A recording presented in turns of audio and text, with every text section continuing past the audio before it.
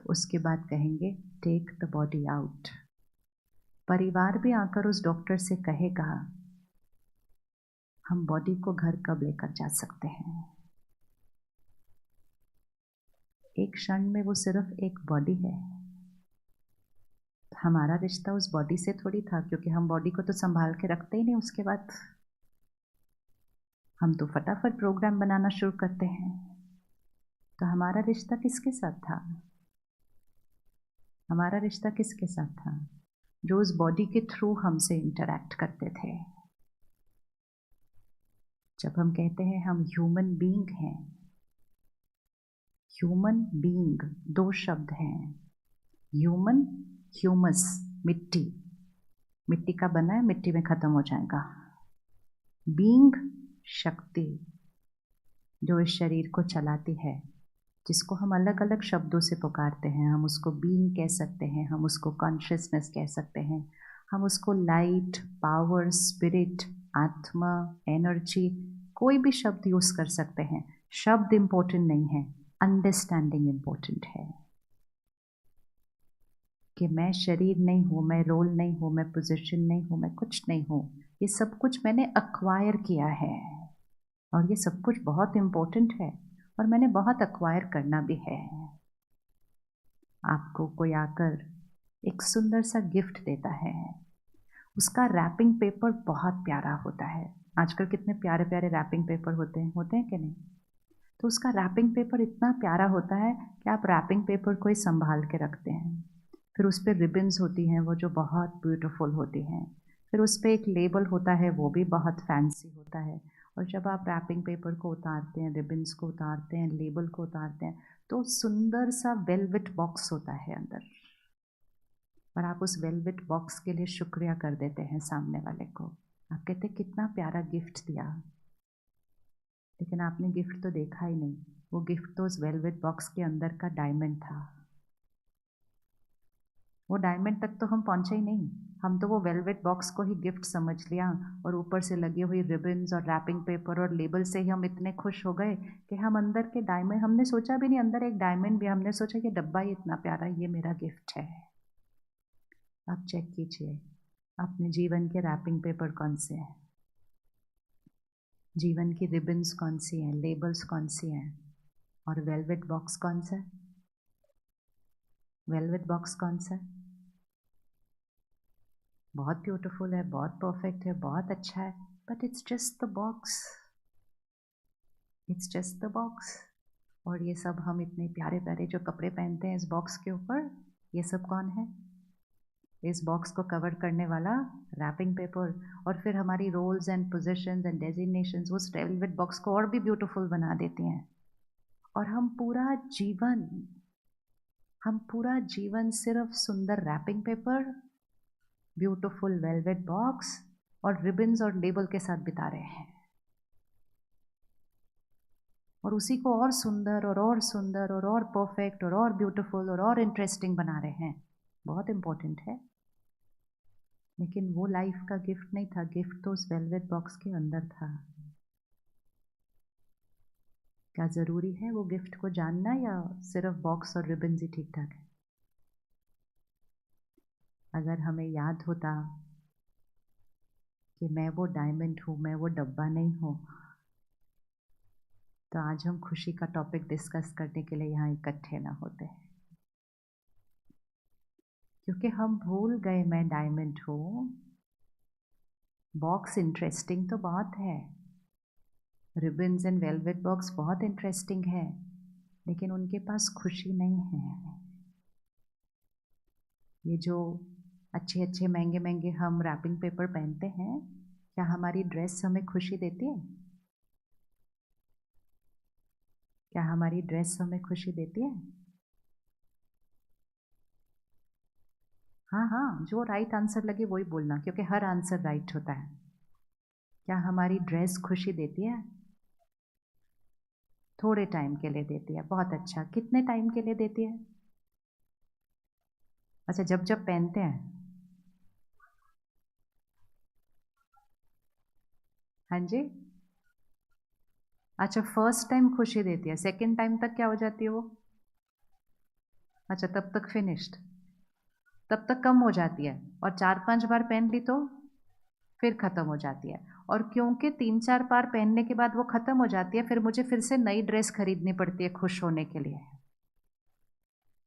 आज पूरी सृष्टि पर प्रकृति उथल-पुथल सिर्फ इसीलिए कर रही है क्योंकि हम खुशी के लिए हर 3-4 दिन बाद नई ड्रेस खरीदने की सोच रहे हैं। इसी का रीज़न है सिर्फ, मतलब सिर्फ ड्रेस नहीं, कोई भी चीज़ है। हर चीज़ जो हम खरीदते हैं, हर चीज़ जो हम खरीदते हैं, वो प्रकृति की रिसोर्सेज से बनती है। एक ड्रेस बनाने में भी कितना पानी जाता है। तो हर चीज़ जो हम खरीद रहे हैं वो प्रकृति के कितने रिसोर्सेज से बनती है, लेकिन थोड़े दिन के बाद वो चीज़ हमें वो स्टिमुलस, वो एक्साइटमेंट नहीं दे रहा है, तो हम क्या कहने लगते हैं, अब बोर हो गए, अब कुछ और लेना है। क्योंकि वो खुशी नहीं दे रहा था, वो एक्साइटमेंट दे रहा है, और एक्साइटमेंट एक स्टिमुलस है। थोड़े दिन के बाद वो चीज़ वो देना बंद कर देती है, तो हम बोर हो जाते हैं, तो हम और खरीदते हैं। और आजकल क्योंकि हमारे पास पैसा है तो हमारे को खरीदने में कोई प्रॉब्लम नहीं है। तो कोई आपसे पूछे, भैया आपकी अलमारी में इतने कपड़े हैं, अब और क्यों लेने हैं? तो हम एक बहुत सिंपल बात बोलते हैं, हम बोलते हैं I earn, I can afford it, which is true. मैं इतनी मेहनत क्यों करती हूँ, या मैं इतनी मेहनत क्यों करता हूँ, ताकि मेरे पास उतना धन हो कि मैं जो खरीदना चाहूँ मैं खरीद सकता हूँ। वेरी गुड, हम अफोर्ड कर सकते हैं। लेकिन अब वो समय आ गया है अपने आप से पूछने का, क्या ये सृष्टि अफोर्ड कर सकती है? अफोर्ड कर सकती है? यस और नो? नो। तो आपको नहीं लगता हमें थोड़ा सा इस सृष्टि का ध्यान रखना शुरू करना पड़ेगा? साइंटिस्ट पूरी दुनिया से इकट्ठे होते हैं सिर्फ इस बात पर डिस्कस करने के लिए कि इस प्लैनेट के रिसोर्सेज को कैसे बचाना है। लेकिन वो कितना भी प्रयास कर लें, वो इस प्लैनेट के रिसोर्सेज को नहीं बचा पाएंगे जब तक हम अपने जीवन में सादगी नहीं लेकर आएंगे, जब तक हम चीज़ें ज़रूरत के लिए खरीदना ना शुरू करें बजाय कि खुशी के लिए खरीद रहे हैं। और वो जो हमने कहा कि 4-5 बार पहनने के बाद तक तो खुशी मिलती है, उसको भी चेक कर लेना कि खुशी क्या ड्रेस देती है, खुशी क्या फ़ोन देता है, खुशी क्या कार देती है। अभी अभी आपने एक नई कार खरीदी, आज ही खरीदी इसी मॉर्निंग, और आप उस कार में बैठे हैं। कार खरीदना बहुत इम्पोर्टेंट है, लेकिन पता होना चाहिए किस चीज़ के लिए खरीद रहे हैं। कार किस चीज़ के लिए खरीदी जाती है? Just to travel. फ़ोन किस चीज़ के लिए खरीदा जाता है? Just to communicate. कपड़े किस चीज़ के लिए खरीदे जाते हैं? Just to cover the body. लेकिन जब हम ये सारी चीज़ें खरीदते हैं जो बहुत इम्पोर्टेंट है, लेकिन किस लिए इम्पोर्टेंट है? हमें फिज़िकल कंफर्ट देने के लिए इम्पोर्टेंट है। हमेशा याद रखना है, कोई भी फिज़िकल चीज़ सिर्फ फिज़िकल कंफर्ट दे सकती है, वो बनी ही फिज़िकल कंफर्ट देने के लिए है। अगली बार जब आप फ़ोन खरीदेंगे या कार खरीदेंगे तो उसके साथ एक मैनुअल मिलता है। मैनुअल पे सारी चीज़ें बहुत क्लियरली लिखी होती हैं कि ये फ़ोन क्या-क्या दे सकता है, ये गाड़ी क्या-क्या दे सकती है। किसी भी मैन्युफैक्चरर ने कहीं भी नहीं लिखा हुआ कि ये खुशी देने के लिए बनाई गई है। किसी ने नहीं लिखा कहीं पे भी, क्योंकि वो बनी नहीं है खुशी देने के लिए। वो हमें आराम देने के लिए बनाई गई है। लेकिन हमने सोचा कि हमें खुशी किस चीज़ से मिलेगी, इन चीज़ों से मिलेगी। और फिर हमारे इस संस्कार को दुनिया ने यूज़ करना शुरू कर दिया, तो उन्होंने बड़े बड़े होर्डिंग्स लगा दिए, बड़ी बड़ी एडवर्टाइजमेंट कर दी, हैप्पी फेस और वो ऑब्जेक्ट। तो हमने सोचा मैंने अगर ये ऑब्जेक्ट खरीद लिया मेरा हैप्पी फेस हो जाएगा ऐसे वाला। खुशी चीज़ से नहीं मिलती, चीज़ खरीदने के बाद हम जो थॉट क्रिएट करते हैं कि मैंने ये खरीद लिया, मेरे पास ये आ गया, तो मुझे खुशी मिलती है। खुशी वो चीज़ से नहीं, खुशी उस चीज़ के बारे में क्रिएट की हुई थॉट से मिलती है। और आपने बहुत मेहनत से पैसे जमा करके आज एक नई गाड़ी खरीदी या नया फ़ोन खरीदा, और आप वो थॉट क्रिएट करके बहुत खुश हैं और इमिजिएटली आपका कोई फ्रेंड आया और कहा ये कौन सा खरीदा है, ये तो मॉडल नया नहीं है। Gone, gone. गाड़ी वहीं खड़ी है, अभी तो बैठे भी नहीं उसमें, लेकिन किसी ने आकर एक लाइन कही जिससे मेरी थॉट चेंज हो गई, और जैसे मेरी थॉट चेंज हो गई मेरी खुशी बदल गई। आपने नई ड्रेस खरीदी, आप बहुत हैप्पी हैं कि मैंने नई खरीदी, अभी मुझे अगली बार पार्टी में जाने के लिए मेरे पास एक नई ड्रेस है। लेकिन तब तक भी आपको अभी तक खुशी नहीं मिल रही जब तक वहाँ 4 लोगों ने कहा नहीं कि आप बहुत अच्छे लग रहे हैं। तो जब ड्रेस खुशी देने वाली थी तो पहन के मिल जानी चाहिए थी ना, नहीं मिली ना अभी भी। अब किस पर डिपेंडेंसी हो गई है? लोगों की। अब लोग कहें,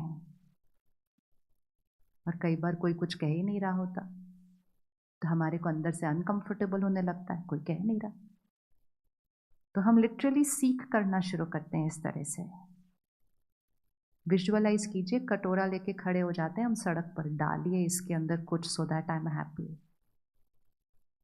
अप्रिशिएट मी, मेरी महिमा करो, मुझे अप्रूव करो, जो मैंने डिसीजन लिया उसको अप्रूव करो। जब तक आप अप्रूव नहीं करोगे आई एम नॉट राइट। और फिर अगर किसी ने आकर कहा आप बहुत अच्छे लग रहे हो, तब कहते हो ठीक, एवरीथिंग इज फाइन। बहुत सूक्ष्म है ये एडिक्शंस, ये स्मोकिंग, अल्कोहल, ये सब एडिक्शंस तो दिखाई देती हैं, ये वाली एडिक्शन नहीं दिखाई देती कि दूसरों से मुझे अप्रूवल मिले, महिमा मिले, उसकी कितनी सूक्ष्म एडिक्शन होती है। और फिर उसी टाइम अगर किसी ने आकर कह दिया ये तो आप पे बिल्कुल अच्छा नहीं लग रहा, ये कलर आपके लिए नहीं है, अगली बार ध्यान से खरीदना, सब खत्म। ऐसे खड़े हैं और हमने सोचा कि वो ड्रेस खुशी देती है, वो ड्रेस सिर्फ शरीर को ढकने के लिए बनी है, उसके अलावा वो कुछ नहीं कर सकती। और तो क्लैरिटी कि खुशी चीज़ों में नहीं, चीज़ों से फिज़िकल कंफर्ट मिलता है, क्योंकि फिज़िकल कंफर्ट के लिए ही वो डिज़ाइन की गई है और फिज़िकल कंफर्ट बहुत इम्पोर्टेंट है। लेकिन जब हम खरीद रहे हैं हमें क्लैरिटी होनी चाहिए, हम फिज़िकल कंफर्ट खरीदने जा रहे हैं, नॉट कि हम हैप्पीनेस खरीदने जा रहे हैं। फिर हमने सोचा खुशी हमें हमारे काम से मिलती है। तो पिछले 25-30 साल से तो हम इतना काम कर रहे हैं, इतना काम कर रहे हैं, इतना काम कर रहे हैं कि हमने आराम करना बंद कर दिया है।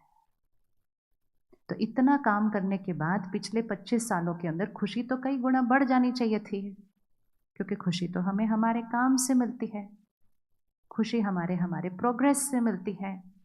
लेकिन 25 सालों में खुशी क्या हो गई? क्या हुई? बढ़ी। पिछले 25 सालों में खुशी बढ़ी, पिछले 25 सालों में कंफर्ट्स बढ़े। 25 साल पहले घर में देखो क्या होता था और अब क्या है। ऐसे लगता है कि हम 25-30 साल पहले जीते कैसे थे, क्योंकि इनमें से मेजॉरिटी चीज़ें हमारे पास नहीं थी। हम में से मेजॉरिटी उस युग को बिलोंग करते हैं जहाँ पहला टीवी आया, पहला फ्रिज आया, पहला अवन आया, पहली गैस आई, पहला फ़ोन आया, सब कुछ पहला। कौन कौन है वो पहला वाला सारे? देखो, अब वो अभी के बच्चे हमारी तरफ देखेंगे और बोलेंगे आप जीते कैसे थे इन सब चीज़ों के बिना। लेकिन इन सारी चीज़ों ने हमारी लाइफ को कंफर्टेबल किया।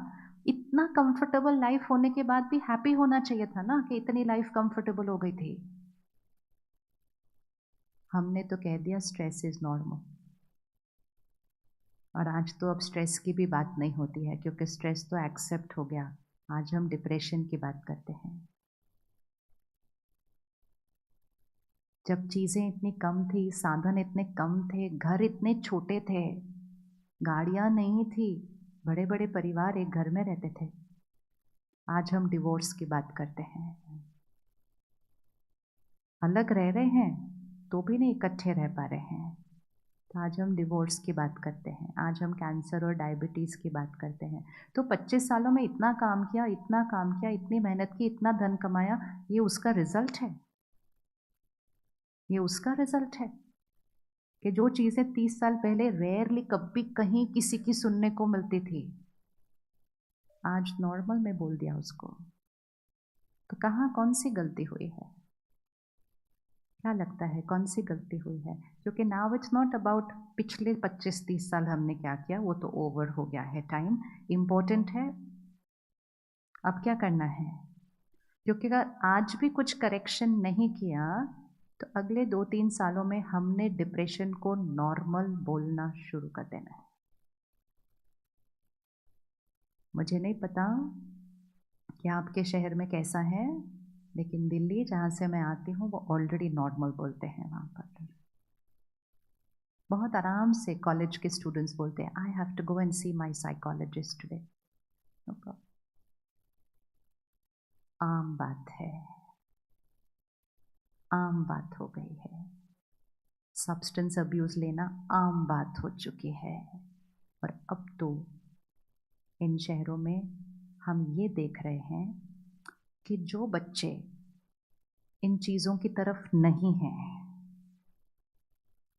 स्कूल में भी जो बच्चे इन चीज़ों की तरफ नहीं हैं उनको डिप्रेशन हो रहा है, क्योंकि मेजॉरिटी उस तरफ हैं तो वो बच्चे बहुत सिंगल आउट हो रहे हैं। मतलब इस समय सही पे चलने में प्रॉब्लम हो रही है, क्योंकि मेजॉरिटी दूसरी साइड पर है तो वो आपको सिंगल आउट कर देते हैं, वो आपको लेफ्ट आउट फील कराते हैं। तो जब हम स्कूल में थे तो कुछ लोग ऐसी चीज़ें करते होते थे, हम सब मेजॉरिटी में थे, वो कुछ लोग भाई ये सब करते हैं, वो ठीक है। अब ऑपोजिट हो गया, अब ऑपोजिट हो गया। अब अगर किसी पेरेंट्स ने किसी बच्चे को कहा आपको सोशल मीडिया पर नहीं जाना है जब तक आप स्कूल में, आपको ये सब रिश्तों में नहीं करना, ये सब तो बाद में जीवन की चीज़ होती है, आपको ये सब नहीं खाना पीना है, और वो बच्चा मान जाता है, लेकिन उसके लिए उस स्कूल में बड़ा मुश्किल हो जाता है। तो इस समय सिर्फ सही पे चलना काफ़ी नहीं है, सही पे चलने के लिए अब शक्ति की ज़रूरत पड़ती है। तो अगर हम पिछले अपने 25-30 साल की छोटी सी गलतियों से नहीं सीखेंगे तो हमारे अगले 5 साल में तो ये दुनिया बहुत ज़्यादा बदल जाएगी, बिकॉज चेंज बहुत फास्ट हो रहा है अब। तो क्या लगता है कौन सी छोटी सी गलती हुई है जबकि हम इतनी मेहनत कर रहे थे? इतनी मेहनत तो हम पहले नहीं करते थे। कौन सी छोटी सी गलती हुई? कुछ तो सीखेंगे ना, सीखेंगे तो कोर्स करेक्शन होगा ना।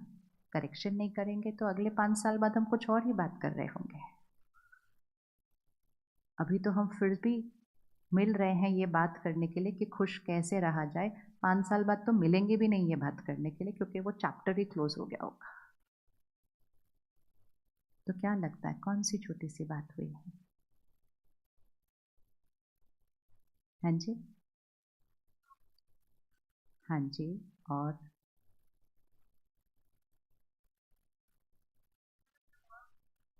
हाँ जी, मैं से बाहर नहीं निकले।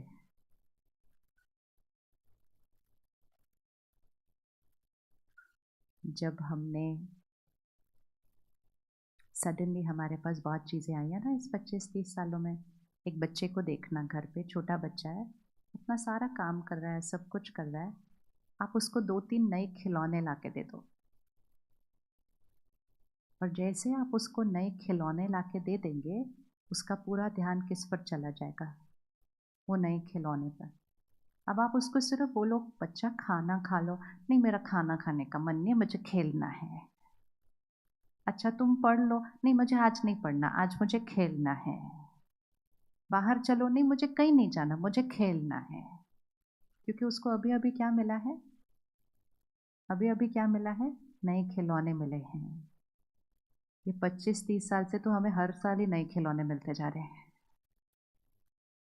तो हमारे सोने का समय बदल गया, हमारा खाना पीने का तरीका बदल गया, हमारी सुबह दिन की शुरुआत बदल गई, हमारे रिश्ते बदल गए, क्योंकि हमारी प्रायोरिटी हम नए नए खिलौनों के साथ रोज़ खेल रहे थे।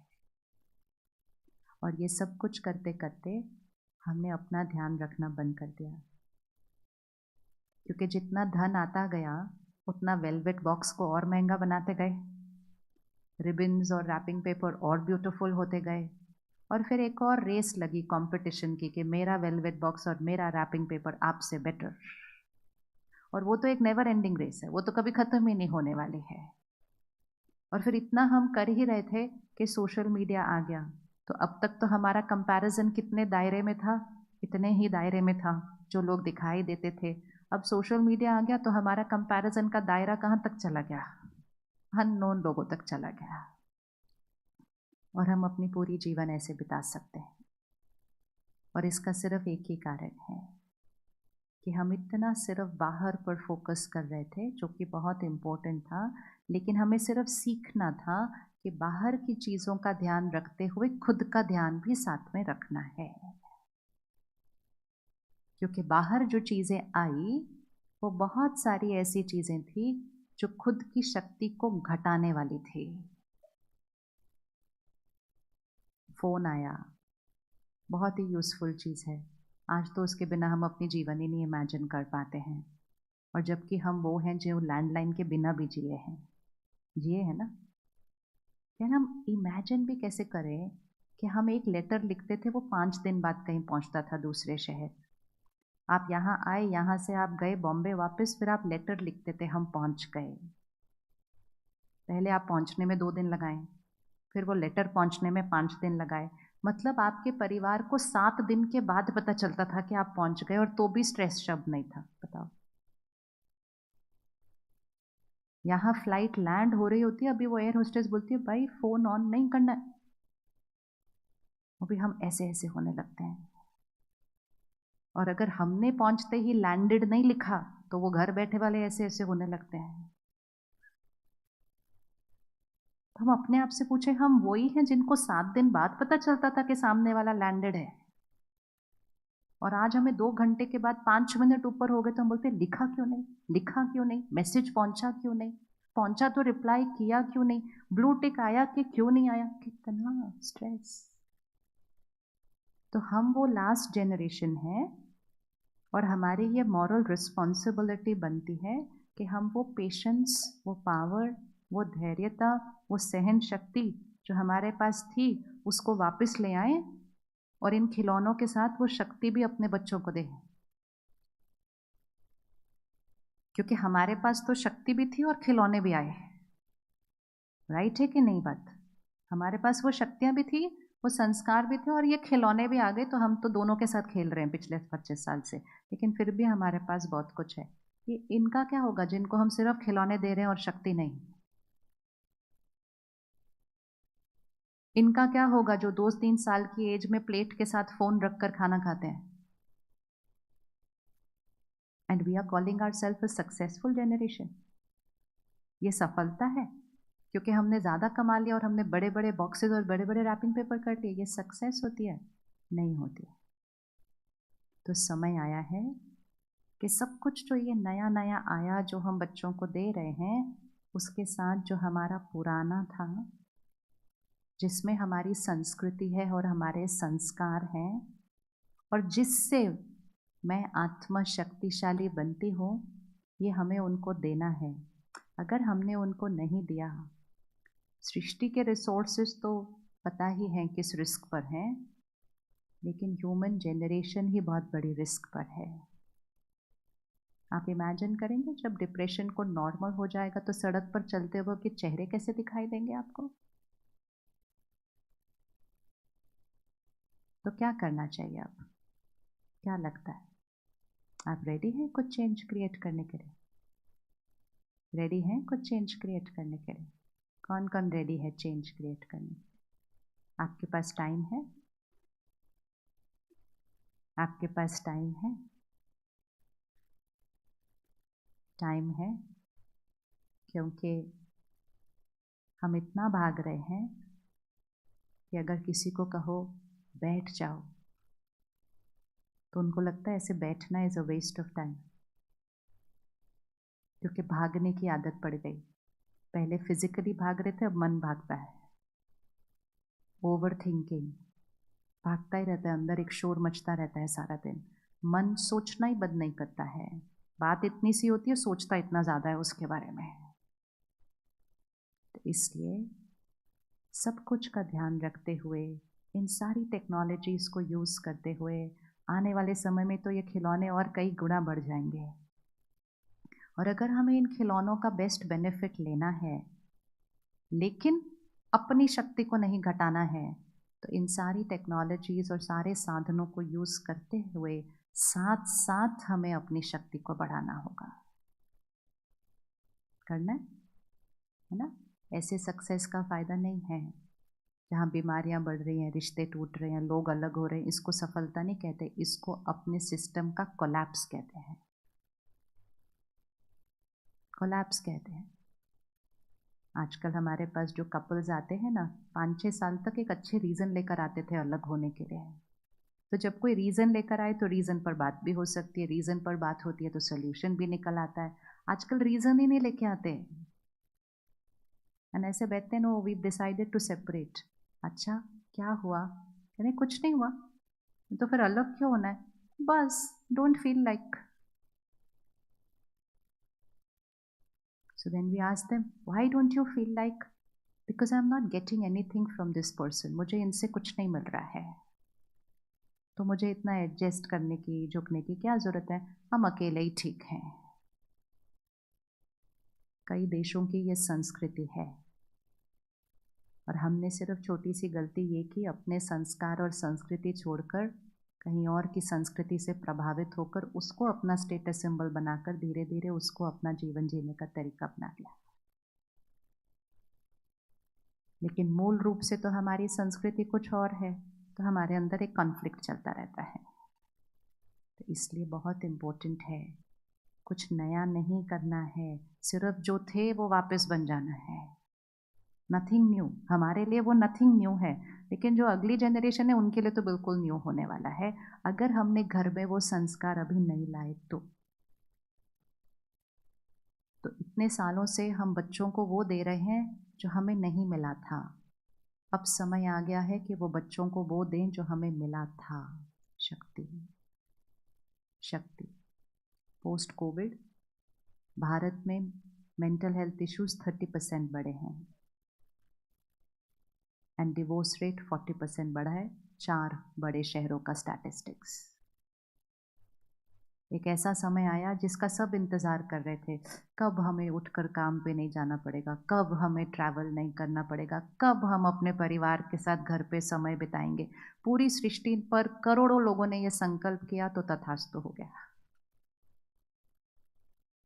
जब हुआ तो शुरू शुरू में तो बहुत अच्छा लगा, अरे वाह बड़ा मज़ा आ रहा है, घर पे सारे हैं सब, पर वो भी थोड़े दिन ही रहा।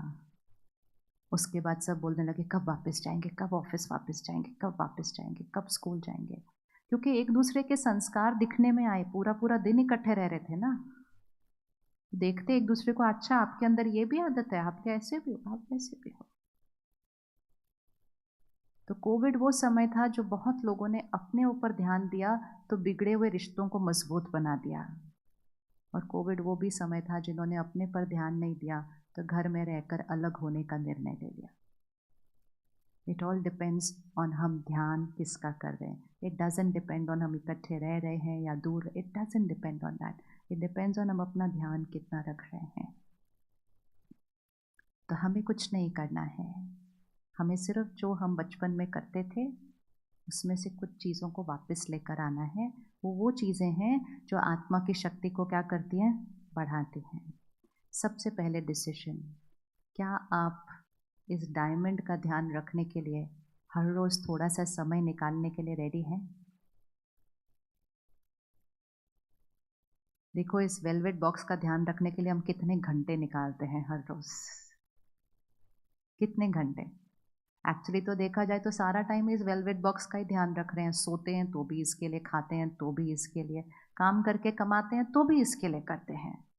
तो अगर इस बॉक्स के लिए हम 23 घंटे लगा सकते हैं तो हमें इस डायमंड के लिए आधा पौना घंटा निकालना चाहिए या नहीं निकालना चाहिए? और इसका इतना ध्यान रखने के बाद भी आप देख रहे हैं ना, आज चारों तरफ अचानक अचानक कुछ कुछ हो रहा है। यस और नो? अचानक। हमेशा शरीर का ध्यान रखा था, हमेशा राइट खाया था, हमेशा एक्सरसाइज की थी, हमेशा सब कुछ किया था, और सडनली अचानक।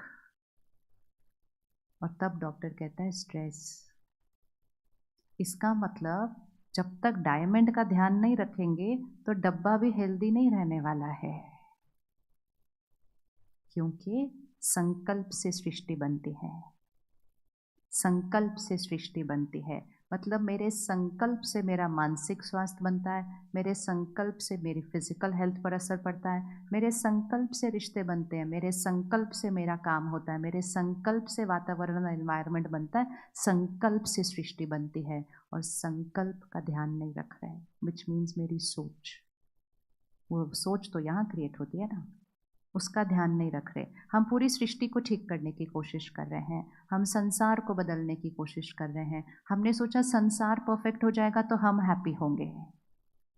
संसार परफेक्ट होगा तो हम हैप्पी होंगे, या हम हैप्पी होंगे तब संसार परफेक्ट होगा? इक्वेशन क्या है? इक्वेशन क्या है? हम हैप्पी होंगे तो संसार परफेक्ट होगा, या संसार परफेक्ट होगा तो हम हैप्पी होंगे? इक्वेशन क्या है? हम हैप्पी होंगे। बस सिर्फ ये सारी इक्वेशंस जो आज यहाँ रिवाइज किए ना, बाहर जाके भी इनको याद रखना। ये चीज़ों से खुशी नहीं आती है। सृष्टि परफेक्ट होगी, रिश्ते परफेक्ट होंगे, then I will be happy? नहीं। जब हम अपने आप को शक्तिशाली बनाएंगे तो सृष्टि की हर एस्पेक्ट ठीक होने लग जाएगी। तो इस डायमंड का ध्यान रखना, आत्मा का ध्यान रखना, आत्मा को शक्तिशाली बनाना शुरू करना है। अगर हमने ये नहीं किया तो आने वाले कुछ सालों के अंदर, कुछ साल मतलब 25 साल नहीं, ये कुछ साल तो अब 2-3 साल में होने लगेगा, मेंटल हेल्थ इशू बढ़ेंगे, फिजिकल हेल्थ इश्यूज बढ़ेंगे, रिलेशनशिप ब्रेकडाउन बढ़ेगा, और एनवायरनमेंट का तो हम पता नहीं क्या करेंगे। तो इसलिए जब भाग रहे होते हैं ना एक दिशा में, तो कभी कभी रुक के चेक करना चाहिए राइट रोड पे भाग रहे थे कि नहीं। लेकिन हम चेक पता क्यों नहीं करते? क्योंकि सभी लोग उस रोड पे भाग रहे थे, तो हमें लगता है सभी जा रहे हैं तो सही जगह जा रहे होंगे। राइट और रॉन्ग? एक संस्कार है जो इस समय क्रिएट करने की ज़रूरत है। सभी जो कर रहे हैं वो ज़रूरी नहीं है कि सही है। What everyone is doing is not necessary right. अब वो समय चला गया कि मेजॉरिटी क्या कहते हैं, ज़रूरी नहीं है कि मेजॉरिटी जो कह रहे हैं वो राइट कह रहे हैं। अब उस संस्कार की ज़रूरत है कि आप सही पर खड़े होंगे, और अगर आप अकेले भी खड़े हैं और पूरी दुनिया दूसरी तरफ, तो अकेले खड़े होने की हिम्मत रखिए, सही पर खड़े रखिए, क्योंकि जब तक आप वो नहीं करेंगे आपके बच्चों के पास वो वाली शक्ति नहीं आ सकती कि वो पीयर प्रेशर को फेस कर सके। पॉसिबल नहीं है। इस समय तो अगर लोग आपको कहें कि आप बहुत अजीब हो, आप बहुत ओल्ड फैशन्ड हो, आप बहुत बोरिंग हो, तो समझ लेना कि आप कुछ सही कर रहे हैं। आप कुछ सही कर रहे हैं, तब लोग आपको इस तरह से कह रहे हैं। वो समय चला गया कि सब लोग क्या करते हैं, सब लोग क्या खाते हैं, सब लोग क्या पहनते हैं, सब लोग कहाँ जाते हैं, वो राइट है। Over, that era is over.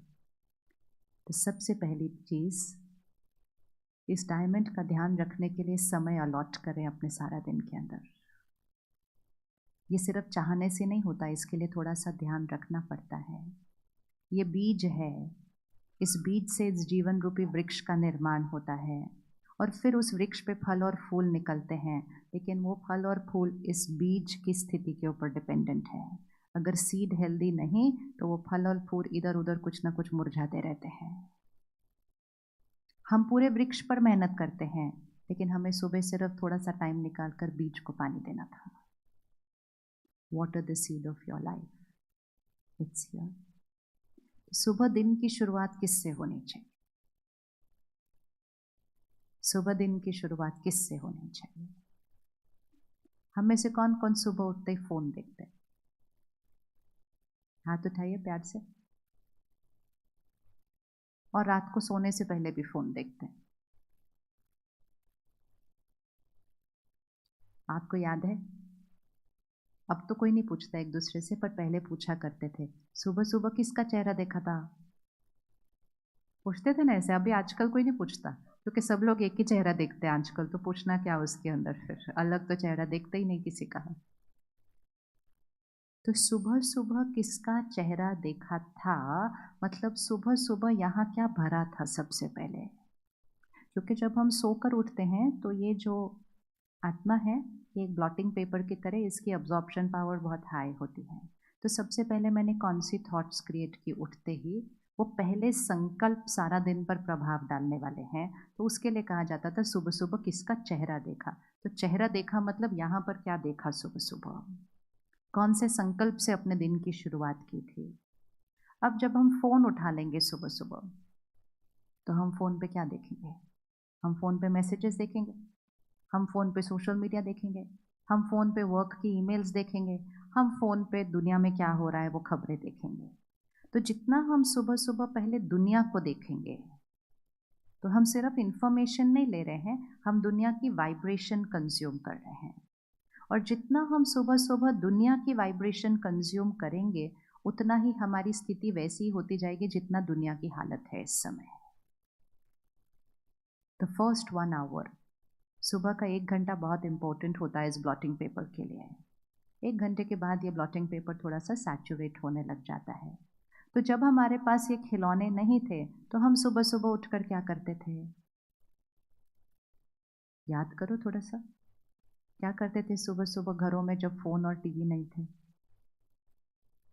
क्या होता था? आप प्रकृति के साथ रहते थे, ध्यान करते थे, योग करते थे, योगा करते थे, प्राणायाम करते थे, पूजा करते थे, पाठ करते थे, हवन करते थे, कितना कुछ करते थे। ये सारा कुछ जो करते थे ना, वो दिन की शुरुआत में वाइब्रेशन को क्या करता था? ऊपर उठाता था। Well begin, well begun is half done, मतलब सुबह का समय बहुत इंपॉर्टेंट है।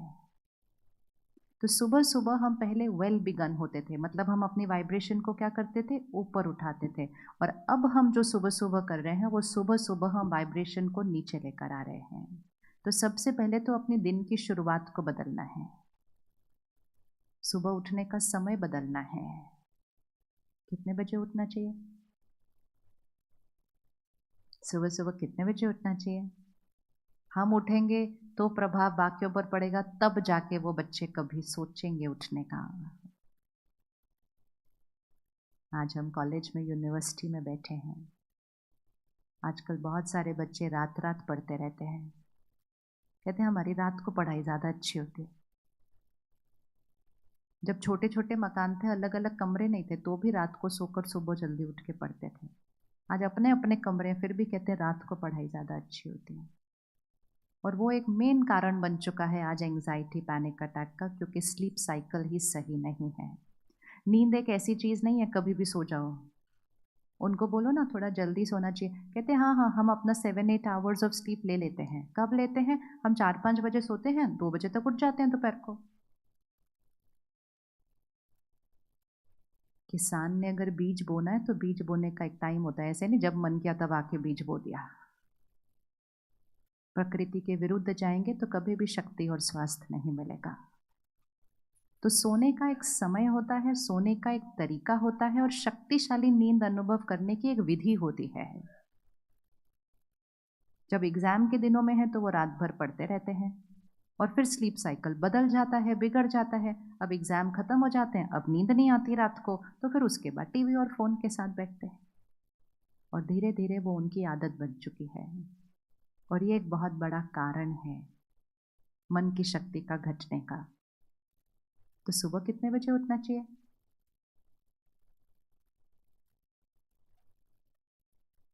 आज विदेश से लोग आते हैं हमारे देश में वर्कशॉप कराने के लिए, और उसको कहते हैं द 5 AM लीडरशिप क्लब।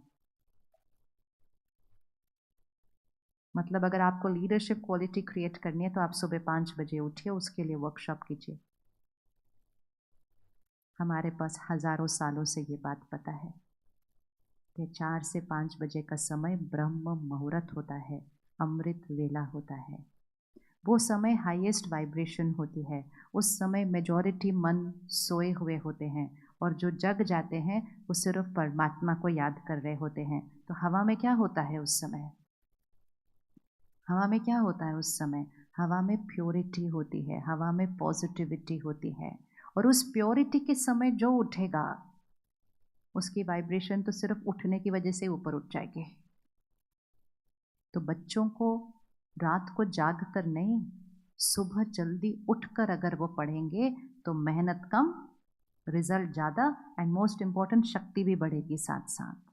आपको अगर कोई काम करना है अपने ऑफिस का, उसको रात को देर से करने की बजाय टाइम पर सोकर सुबह जल्दी उठकर करेंगे तो उसमें नवीनता होगी। जो काम को आधा घंटा लगेगा वो सुबह आपको 5 मिनट में आइडिया आ जाएगा कि क्या करना है। जैसे अगर कहीं जाना है तो हम उसी समय निकलते हैं ना जब सड़क खाली होती है। जितना जितना सड़क पर ट्रैफिक बढ़ता जाएगा तो जर्नी तो वही है, लेकिन जर्नी का एक्सपीरियंस, टाइम लगना, सब कुछ चेंज हो जाएगा।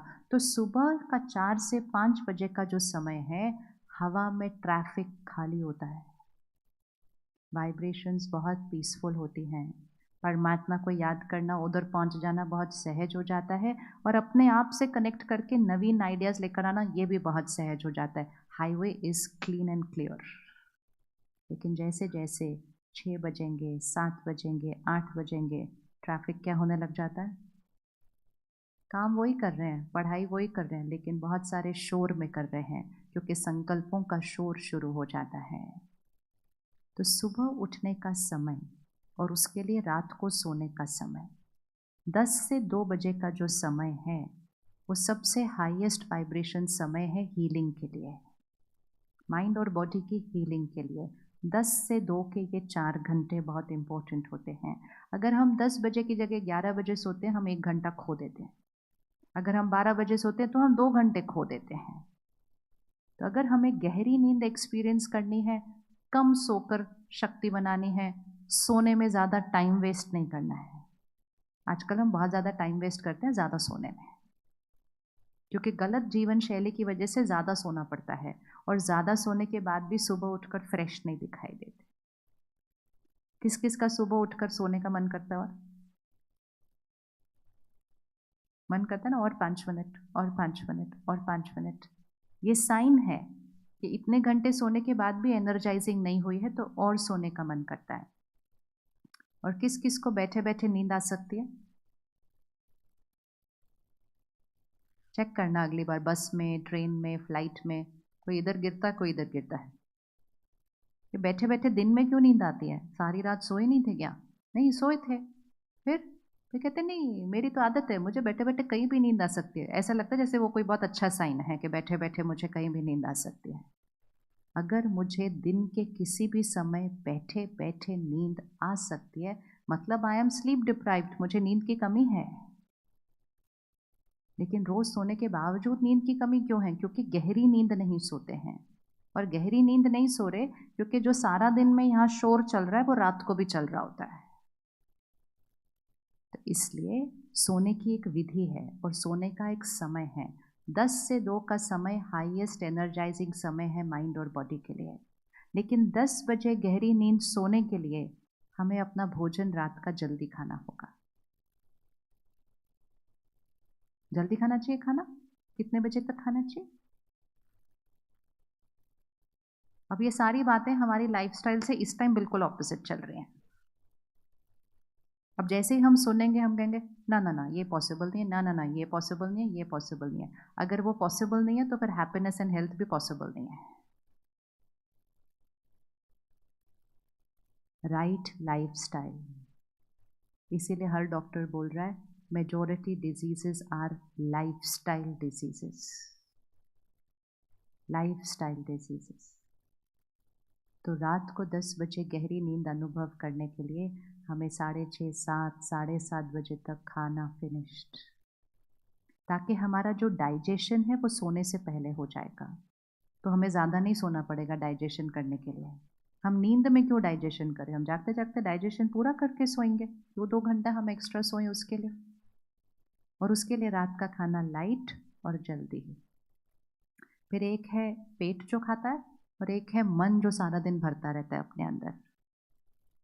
तो जल्दी खा तो लिया, लेकिन उसके बाद ध्यान रखना है कि सोने से पहले हम फ़ोन और टीवी से अपने मन के अंदर क्या भरते हैं। क्योंकि हम पूरा दिन का काम करके आए हैं तो हमें लगता है अब ये मेरा रिलैक्स करने का टाइम है। तो रिलैक्स हम किसके सामने करते हैं आजकल? सिर्फ चेक करना आज साक्षी होकर, वो टीवी पे कुछ भी ऐसा आ रहा है जो हमें रिलैक्स कर सकता है? हमारा रिलैक्स की डेफिनेशन ये हो चुकी है कि ये जो मन का शोर है ये चुप हो जाए और मेरा मन ये टीवी ऐसा कैप्चर करके रख ले। जैसे ही टीवी बंद होगा यहाँ का शोर फिर से शुरू हो जाएगा। तो वो एक रिलैक्सेशन नहीं, वो एक डिस्ट्रैक्शन है। जैसे अगर मेरा दांत दर्द हो रहा है, मेरा पैर दर्द हो रहा है, कुछ भी दर्द हो रहा है और मैं टीवी ऑन करके बैठ जाऊँ तो थोड़ी देर के लिए दर्द भूल जाता है, क्योंकि हमने माइंड को उस पेन से हटा के उस चीज़ के साथ डिस्ट्रैक्ट कर लिया है। लेकिन क्या उतनी देर में वो दर्द ठीक हो रहा है? नहीं, उस 2 घंटे के बाद तक वो घाव बढ़ गया होगा।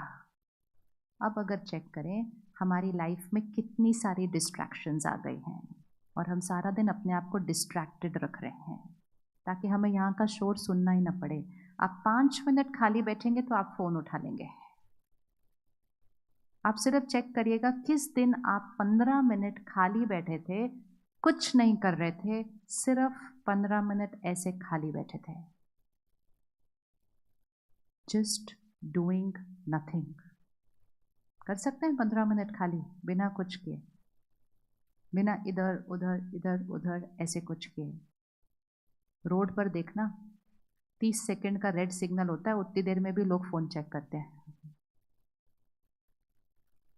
30 सेकंड नहीं खाली बैठते रेड सिग्नल पे। फिर कहते हैं मन की शक्ति क्यों घट रही है, उसको सारा दिन तो ऐसे हिलाते रहते हैं, उसको स्थिर तो रहने नहीं दे रहे।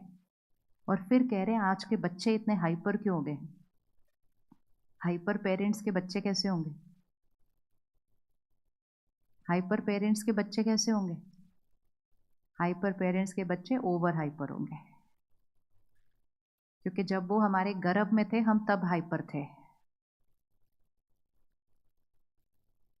तो वो तो बचपन से ही वो संस्कार लेकर आ रहे हैं, उनकी तो कोई गलती भी नहीं है। हमने ध्यान ही नहीं दिया उस समय पर। हम कहानी सुनते हैं, अभिमन्यु ने गर्भ में सुन लिया और फिर जब वो अभिमन्यु 14-15 साल का था उस तब पे भी उसको याद था कि वो चक्रव्यूह में कैसे घुसना है। वो सिर्फ एक कहानी नहीं, वो एक सीख थी। और वो सीख ये थी कि गर्भ में बैठी हुई आत्मा हर चीज अब्सॉर्ब कर रही है, सोच, शब्द, माहौल, हर चीज वो आत्मा गर्भ में अब्सॉर्ब कर रही है। और इसलिए जब हम सब पैदा होने वाले थे तो हमारे पेरेंट्स काफी ध्यान रखते थे। तो हमारी मम्मीज को क्या कहा जाता था, देवी देवताओं की फोटो देखो, श्री कृष्ण की फोटो देखोगे तो वैसा बच्चा आएगा। अब आजकल की मम्मीज किसकी फोटो देख रही हैं? अभी वो नाम नहीं लेंगे हम किसी का, लेकिन फिर जिसकी फोटो देखेंगे वो संस्कार ही जागृत होंगे। फिर वैसे then why blame the children? बच्चों पर क्यों क्वेश्चन मार्क?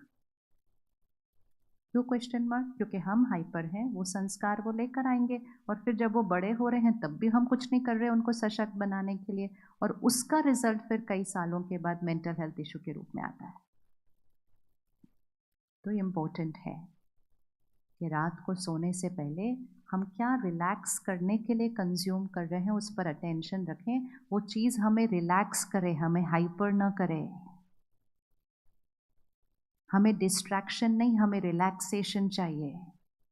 हमें डिस्ट्रैक्शन नहीं, हमें एनर्जाइजिंग चाहिए।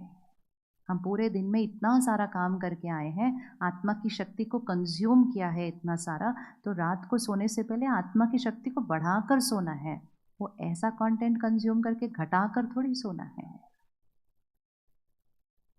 वो सीरियल जो घर को तोड़ रहे हैं वो थोड़ी देखने हैं रात को सोने से पहले। हमें लगता है वो एंटरटेनमेंट है, वो शब्द गूंज रहे हैं हमारे घरों में रोज और हम उनसे एडिक्टेड होते गए हैं। कोई घर टूटने वाले सीरियल चल रहे हैं तो कोई क्राइम के सीरियल चल रहे हैं, कोई किसी का मजाक उड़ाने वाले सीरियल चल रहे हैं। इसमें शुद्धता कहाँ है, पवित्रता कहाँ है, सात्विकता कहाँ है? तो घर में कहाँ से आएगी वो वातावरण के अंदर? तो कंटेंट हमारा संस्कार बनाता है। और ये बहुत अटेंशन रखिएगा, क्योंकि जब तक आप अपना कंटेंट चेंज नहीं करेंगे आप बच्चों पर प्रभाव नहीं डाल पाएंगे। जो हम सुनते हैं, पढ़ते हैं, देखते हैं, वो हम बनते हैं। We are what we watch, read, listen. तो 25 साल पहले हमारे लिए सहज इसलिए था क्योंकि ये सब था ही नहीं। ऐसे नहीं कि हम बहुत कुछ अलग थे, इट्स जस्ट दैट ये सब था नहीं। तो हमारे लिए कंटेंट क्या था?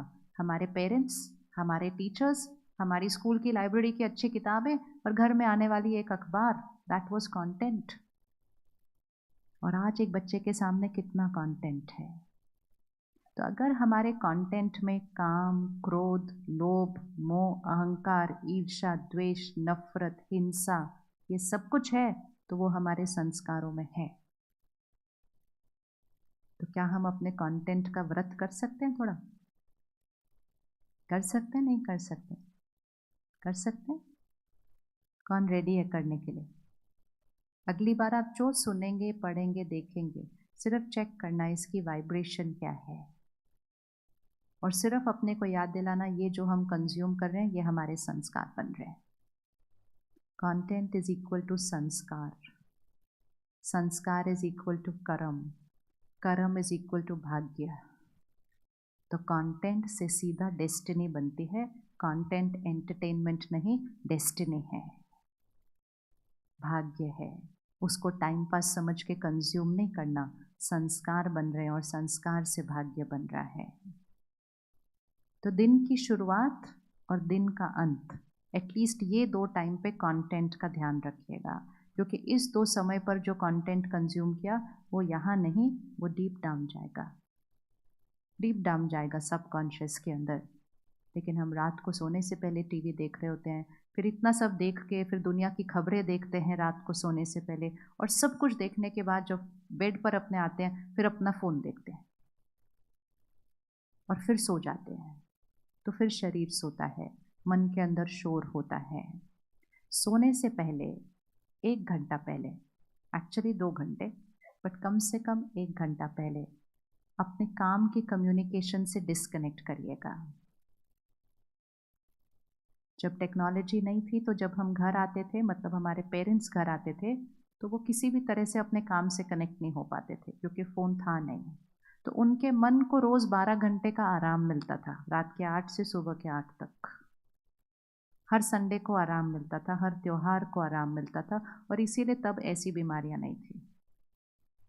अभी सारी जो मेजॉरिटी इश्यूज़ हैं वो एक थके हुए मन की वजह से हैं, इसको आराम नहीं मिलता है। तो रात को सोने से पहले के 1-2 घंटे अपने काम से डिस्कनेक्ट कीजिए। सोने तक ईमेल, मैसेज, बिजनेस कॉल, फिर रात को सिर्फ शरीर सोएगा, मन को नींद नहीं आएगी, वो काम ही करेगा नींद के अंदर भी। कौन कौन रेडी? 1 घंटा कम से कम, एक एक्चुअली आइडियली 2, क्योंकि इसको टाइम लगता है ये फाइल्स को शट डाउन होने के लिए। यहाँ पर सारी प्रोसेसिंग होनी पड़ती है। जैसे खाने को डाइजेस्ट होने में 2-2.5 घंटे लगते हैं, ये सारी इन्फॉर्मेशन, पूरे दिन का जो शोर है ना, इसको भी सेटल होने में टाइम लगता है। तो काम से डिस्कनेक्ट करें, फिर कंटेंट का ध्यान रखें रात को सोने से पहले, और फिर सोने से पहले का 15 मिनट अपने लिए रखें, और 15 मिनट में बहुत शुद्ध हाई वाइब्रेशन वर्ड्स को अपने मन चित्त पर डालें। वो है स्पिरिचुअलिटी, वो है ज्ञान। नहीं तो हम जो कंटेंट कंज्यूम कर रहे हैं उसमें काम, क्रोध, लोभ, मोह, अहंकार है। जब हम स्पिरिचुअल स्टडी करते हैं सोने से पहले, तो उसमें पवित्रता है, उसमें विश्वास है, उसमें सम्मान है, उसमें एक्सेप्टेंस है, उसमें फॉरगिवनेस है, उसमें प्यार है, निस्वार्थ प्यार है। नेगेटिव कंटेंट में अटैचमेंट है, प्योर कंटेंट में लव है, दोनों में फ़र्क है। तो कम से कम सोने से 15 मिनट पहले, वो बहुत इम्पोर्टेंट समय होता है हाई एनर्जी वर्ड्स यहाँ डालने का। सोने से 15 मिनट पहले समय अपना रखिए और बहुत प्योर कंटेंट इस पर डालकर फिर सोइए। मेडिटेशन सीखेंगे, कल से हर सेंटर पर मेडिटेशन का प्रोग्राम रखा है, 3 दिन का, 1 घंटे का। 5-10 मिनट सोने से पहले आप मेडिटेशन कीजिए सीखने के बाद। तो उससे क्या होगा, सारा दिन के जो दाग लगे होंगे वो साफ हो जाएंगे, मन साइलेंट हो जाएगा, बहुत श्रेष्ठ संकल्पों का चिंतन होगा। और फिर श्रेष्ठ संकल्प का चिंतन करके जब हम सोएंगे तो सारी रात वो प्योर हाई वाइब्रेशनल एनर्जी मन और बॉडी की हीलिंग करेगी। सिर्फ मन स्ट्रांग नहीं होगा, बॉडी हेल्दी होगी। सात्विक खाना खाएंगे, सात्विक कंटेंट कंज्यूम करेंगे, फिर मेडिटेशन करके सोएंगे, आपको शरीर के ध्यान के बारे में भी सोचना नहीं पड़ेगा।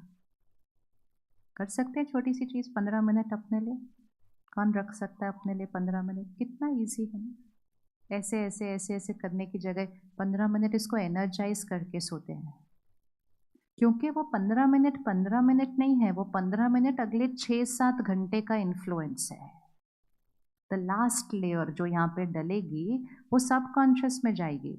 वो 15 मिनट नहीं है, वो अगले 6-7 घंटे माइंड और बॉडी की एनर्जी का इन्फ्लुएंस है। और फिर सुबह उठते सबसे पहला एक नियम बना लें कि 1 घंटा फ़ोन से हम दुनिया को नहीं देखेंगे। अगर कहीं कुछ इमरजेंसी होती है ना, लोग फ़ोन करते हैं, मैसेज नहीं करते।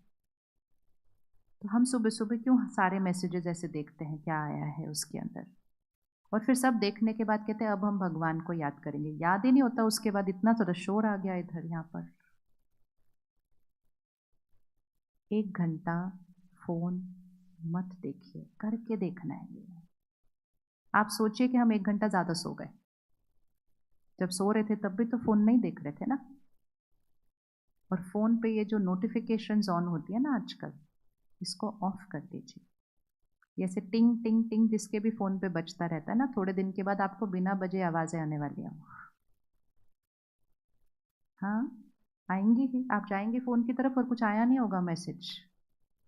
ये हमारी माइंड, ब्रेन और बॉडी को डिस्ट्रैक्टेड रख रहा है। और ये हमारे अंदर ये संस्कार ला रहा है कि हर चीज़ एक अर्जेंट है ऐसा। और उससे हमारी शक्ति घटती है। हमें कोई वो टिंग टिंग टिंग को ऑन क्यों रखना है? कुछ अर्जेंट होगा तो टिंग नहीं बजेगा, फ़ोन बजेगा। बाकी किसी ने अगर मैसेज किया तो ऑब्वियसली अर्जेंट नहीं है, इसलिए मैसेज किया है। हमने हर चीज़ को अर्जेंट क्यों बना दिया है?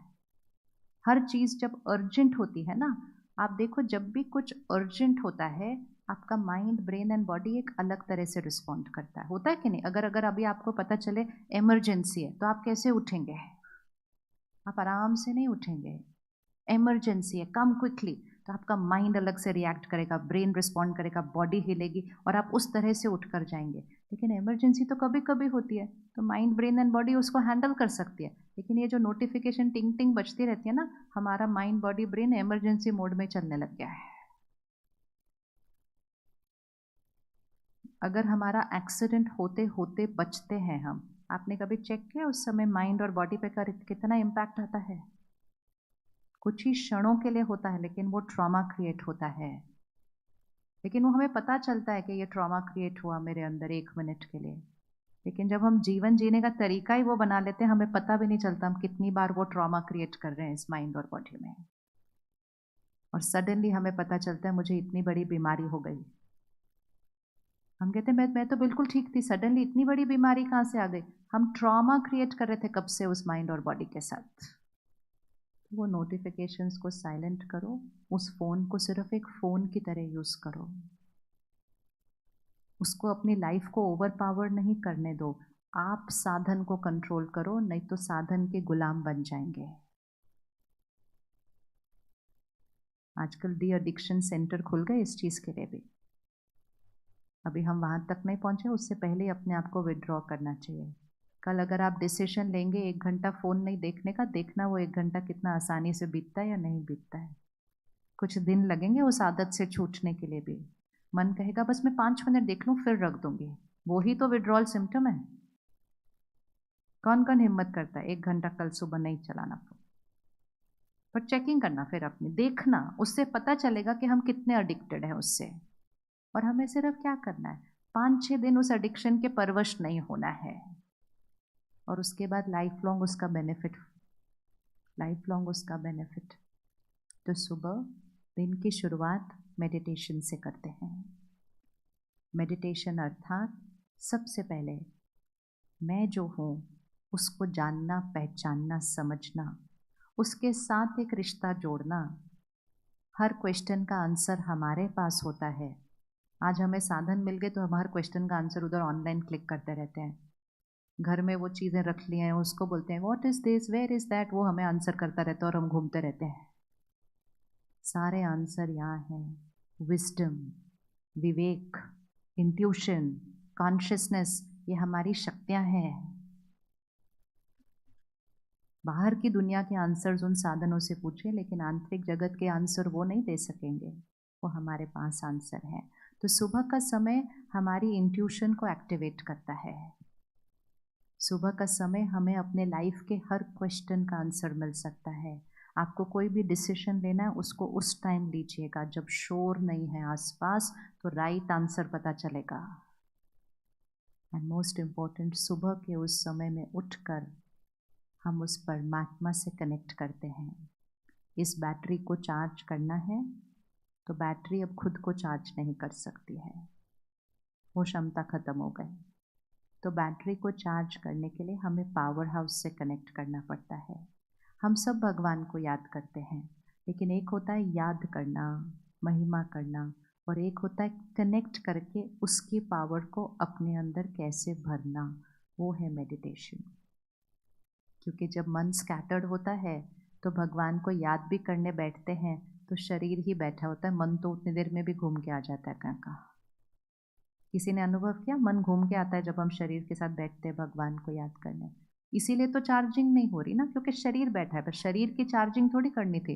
जिसकी चार्जिंग करनी थी वो तो 10 काम करके आ जाता है उतनी देर में, और उसके बाद देखते अच्छा टाइम हो गया, चलो मेरी पूजा हो गई, उठ जाओ। But it is very good to sit, वो बैठना भी बहुत इम्पोर्टेंट है, क्योंकि वो मेरे जीवन में संयम और नियम लेकर आता है। लेकिन उस बैठने के साथ साथ इसको बैठना भी सिखाना है, इसको भी बैठना सिखाना है। तो मेडिटेशन वो हमें सिखाता है कि मन को स्थिर रखकर, एंड मोस्ट इम्पोर्टेंट जो हमारे ओरिजिनल संस्कार हैं, प्योरिटी, पावर, खुशी, ये जो सारी चीज़ें हम बाहर ढूंढ रहे हैं, ये एक्चुअली हमारे संस्कार हैं। जब हम कहते हैं ओम शांति, उसका मीनिंग है अहम आत्मा शांत स्वरूप, I am a peaceful soul. लेकिन हम शांति बाहर ढूंढते हैं, हम खुशी बाहर ढूंढते हैं। एक्चुअली सुख हमारा निज स्वरूप है, संस्कार है। हम प्यार लोगों से मांगते हैं, एक्चुअली मैं प्रेम स्वरूप आत्मा हूँ, I am a loveful soul. हम शक्ति दूसरों को कंट्रोल करने में एक्सपीरियंस करते हैं, लेकिन एक्चुअली मैं शक्तिशाली आत्मा हूँ। लेकिन आज तो एक चाय का कप छोड़ने में भी ताकत लग रही है, और फिर कहते बहुत बार कोशिश कर लिया, मुझसे नहीं छूटता। क्योंकि हर रोज़ सुबह उठ के बोलते हैं इस चाय के बिना मेरा बिल्कुल नहीं चलता।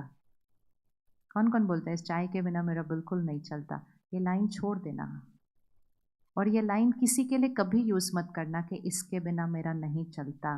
क्योंकि जिसके लिए भी ये लाइन आपने यूज़ की कि इसके बिना मेरा नहीं चलता, मतलब आपने उसको, आप उसके गुलाम बनते गए। इसके बिना मेरा नहीं चलता, तो चाय के बिना नहीं चलता, फ़ोन के बिना नहीं चलता, लोगों के लिए बोलते हैं इसके बिना मेरा नहीं चलता, और उससे हमारी शक्ति क्या होती जाती है? चाय पीनी है तो मालिक बन के पिए, गुलाम बन के नहीं। मालिक बन के पिए, गुलाम बन के नहीं, क्योंकि गुलामी शक्ति घटाता है। आत्मनिर्भर भारत बनाने के लिए पहले खुद स्वराज्य बनना पड़ेगा, और स्वराज्य मतलब स्व पर राज्य। तो जिन चीज़ों को आपको लगता है कि इसके बिना मेरा नहीं चलता, उन चीज़ों को छोड़ देना चाहिए थोड़े दिन के लिए। इसीलिए तो शिवरात्रि पे व्रत करते हैं ना, क्योंकि व्रत वृत्ति को बदलता है, व्रत विल पावर को बढ़ाता है। तो अगर लगता है कि ये चीज़ के बिना मेरा नहीं चलता, मीठे के बिना मेरा नहीं चलता, खाने के बाद तो मीठे मीठा चाहिए चाहिए, तो आज से छोड़ो उसको। उसको छोड़ के, उस गुलामी को ख़त्म करके, और फिर अपनी मर्जी से उसको चाहिए। ये नहीं कि इसके बिना मेरा नहीं चलता, क्योंकि ये गुलामी हमें उधर तक लेकर जाती है कि डॉक्टर बोल देता है इसको छोड़ो, तो हम कहते हैं डॉक्टर साहब छोड़ो ना, जब तक है खा पी के जाएंगे। क्योंकि अब हमारी वो गुलामी हमारे बियॉन्ड कंट्रोल चली गई। तो live a life like a master, not like a victim. गुलाम की तरह नहीं, जो भी साधन यूज़ करना है, जो भी खाना पीना है, एक मालिक की तरह। स्वराज्य अर्थात स्व पर राज्य, मन पर राज्य, संस्कारों पर राज्य, कर्म इंद्रियों पर राज्य। तो जितना हम मेडिटेशन स्टार्ट करते हैं, आत्मा की शक्ति बढ़ती जाती है, तो ये स्वराज्य सहज होता है, इजी होता है। और जब स्वराज्य आएगा तभी लाइफस्टाइल आएगा। उसके बिना राइट लाइफस्टाइल की तरफ हम नहीं शिफ्ट करते। संयम और नियम में अपने आप को बांधना है। सेल्फ डिसिप्लिन, अनुशासन, अनुशासन। जब तक संयम और नियम और मर्यादाओं की बाउंड्री में अपने को नहीं बांधेंगे तो फिर तो चीज़ें हमारे आउट ऑफ कंट्रोल जा रही हैं। एक मर्यादा की लाइन बनाइए कि ये हमारे परिवार की मर्यादा है, ये मेरी मर्यादा है, ये मेरे देश की मर्यादा है, और उस मर्यादा की लाइन में खुद रहिए, तभी बच्चों को उस लाइन के अंदर ला पाएंगे। रावण मर्यादा की लाइन के बाहर ही खड़ा हो सकता है, सिर्फ लाइन क्रॉस करके हमें जाना पड़ेगा रावण के पास, रावण अंदर नहीं आ सकता। लेकिन रावण एक बहुत अट्रैक्टिव रूप लेकर लाइन के बाहर खड़ा होता है, और हम उस रूप से इतने अट्रैक्ट हो जाते हैं कि हम लाइन क्रॉस करके बाहर जाते हैं, और जब हम लाइन क्रॉस करके बाहर जाते हैं तो रावण हमें पकड़ लेता है। तो इसलिए मर्यादा की लाइन, इवन अगर आपके आसपास हर एक उस मर्यादा को तोड़ रहा है, आप अपनी मर्यादा की लाइन के अंदर रहिए। खाने पीने की, पहनने की, जीने की, कमाने की, काम करने की, हर चीज़ की एक मर्यादा होती है। उस मर्यादा की लाइन में रहेंगे तो सिर्फ खुद नहीं बचे रहेंगे, परिवार को बचाएंगे, परिवार को बचाएंगे।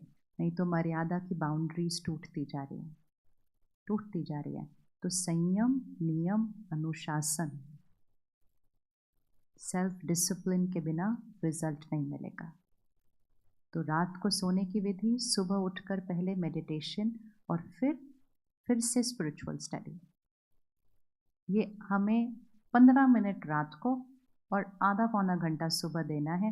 टोटल 1 घंटा देना है उस डायमंड का ध्यान रखने के लिए, बाकी 23 घंटे डब्बे के लिए।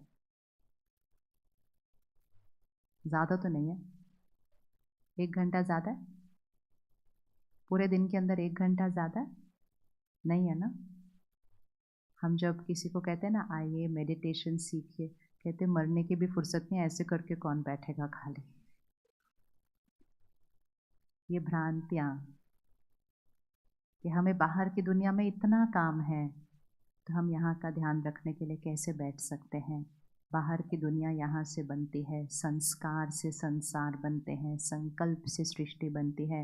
यहाँ का ध्यान रखेंगे, बीज को पानी देंगे, वृक्ष अपने आप हेल्दी बनेगा, अपने आप हेल्दी बनेगा। तो सुबह ध्यान रखा, रात को ध्यान रखा, सारा दिन में कर्म योगी बनकर जीवन जिएंगे। कर्म योगी अर्थात वो नहीं जो बहुत काम करता है, उसको कर्म योगी नहीं कहते हैं। कर्म योगी अर्थात जो योगी स्थिति में कर्म करता है, मतलब जो हाई वाइब्रेशन पर अपना कर्म करता है सारा दिन। योगी स्थिति, 2 स्थिति होती है, योगी और भोगी। भोगी मतलब सफरिंग, लोअर एनर्जी, एंड योगी मतलब हायर वाइब्रेशन। हम सबको पता है कौन सी इमोशंस हायर वाइब्रेशन है, कौन सी इमोशंस लोअर वाइब्रेशन है, लेकिन आज समाज ने लोअर वाइब्रेशन एनर्जी को नॉर्मल बोल दिया है। स्ट्रेस नॉर्मल है? स्ट्रेस नॉर्मल है? आप बताइए, स्ट्रेस नॉर्मल है? यस और नो? नो। आप यहाँ से बाहर जाइएगा और किसी को भी मिलिएगा और बोलना मुझे कभी स्ट्रेस नहीं होता, तो आपकी तरफ ऐसे देखेगा, आप नॉर्मल नहीं। इतना नॉर्मल बना दिया दुनिया ने उसको।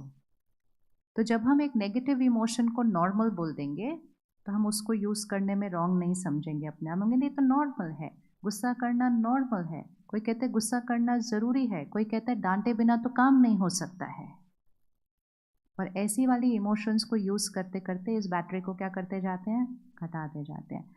जल्दी से बताइएगा कौन सी इमोशन से ये बैटरी घटती होगी सारा दिन में? 1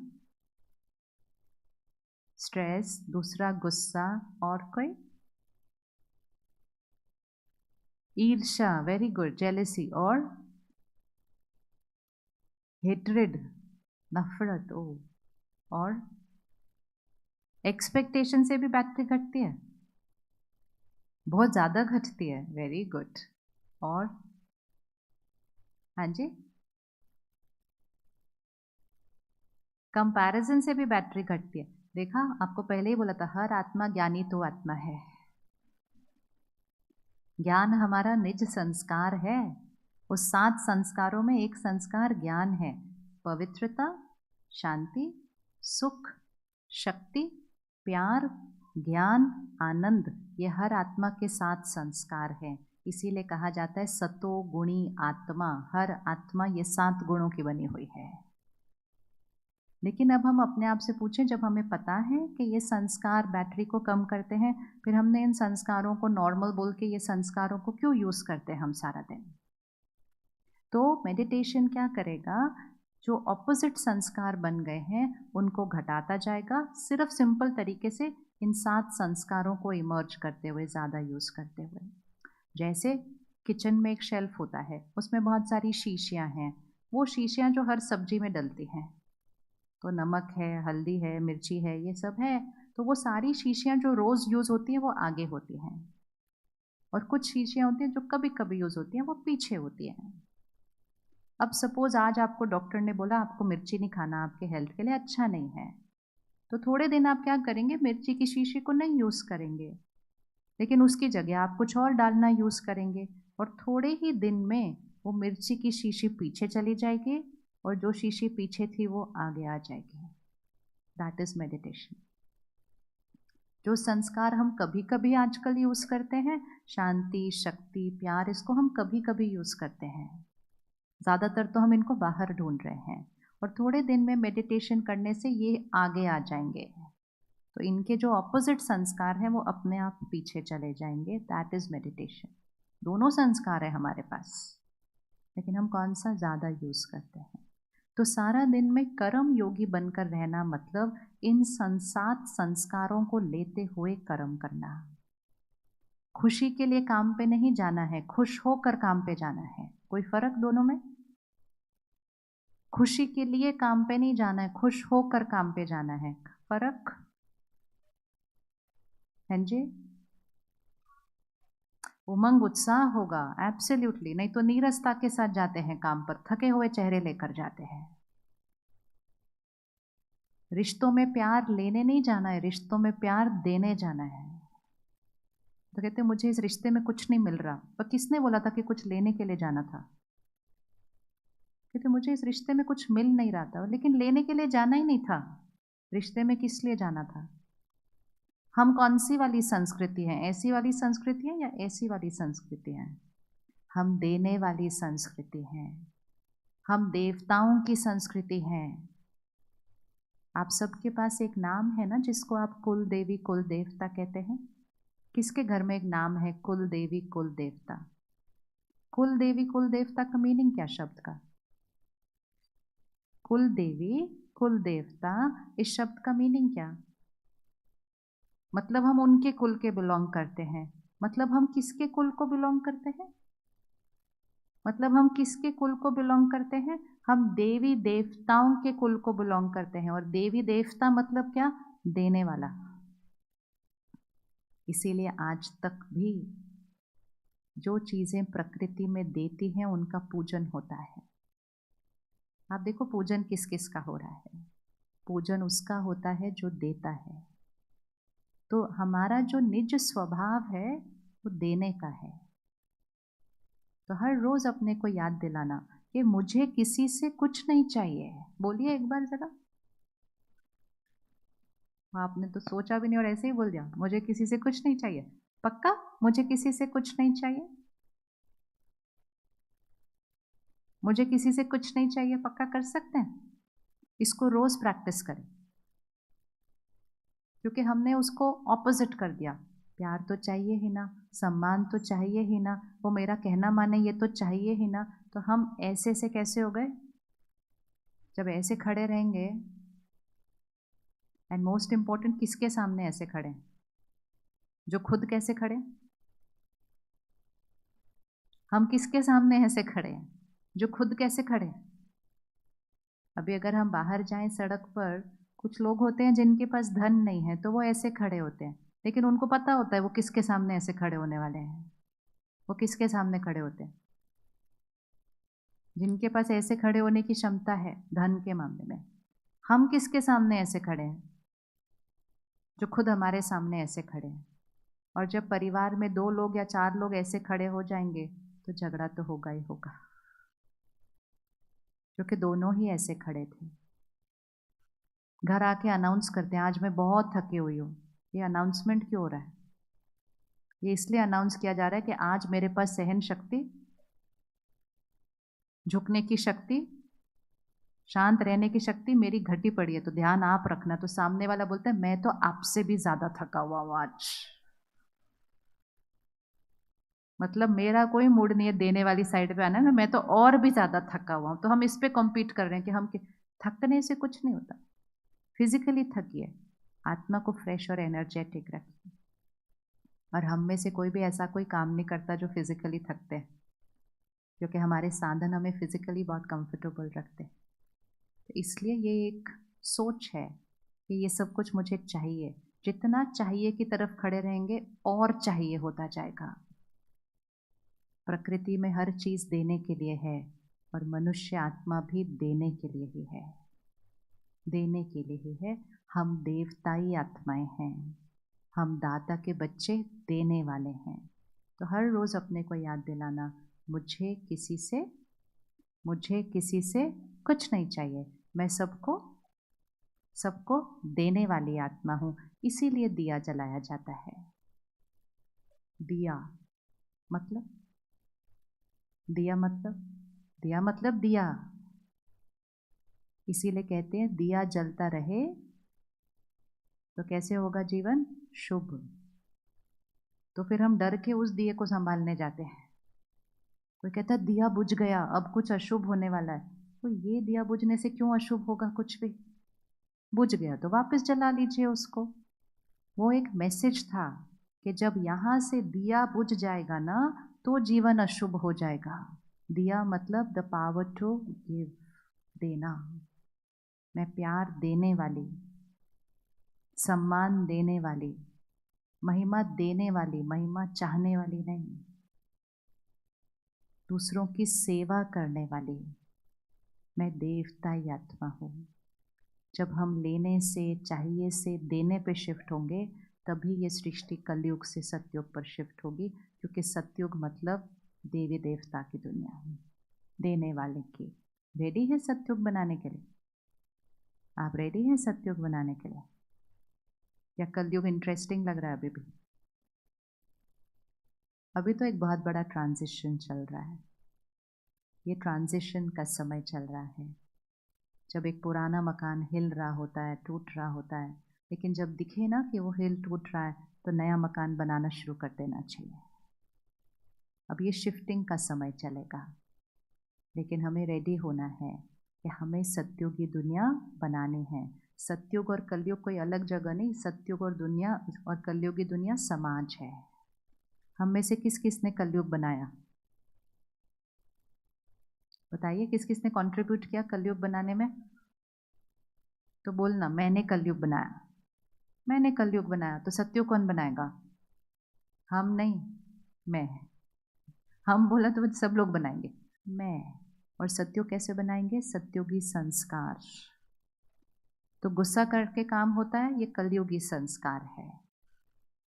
शक्तिशाली स्थिति में एम्पैथी से, धैर्यता से, स्थिरता से काम होता है, ये सतयुगी संस्कार है। बच्चे हैं तो चिंता तो होती ही है, ये कलयुगी संस्कार है। बच्चे हैं तो उनको शक्तिशाली बनाकर उनका ध्यान रखना है, ये सतयुगी संस्कार है।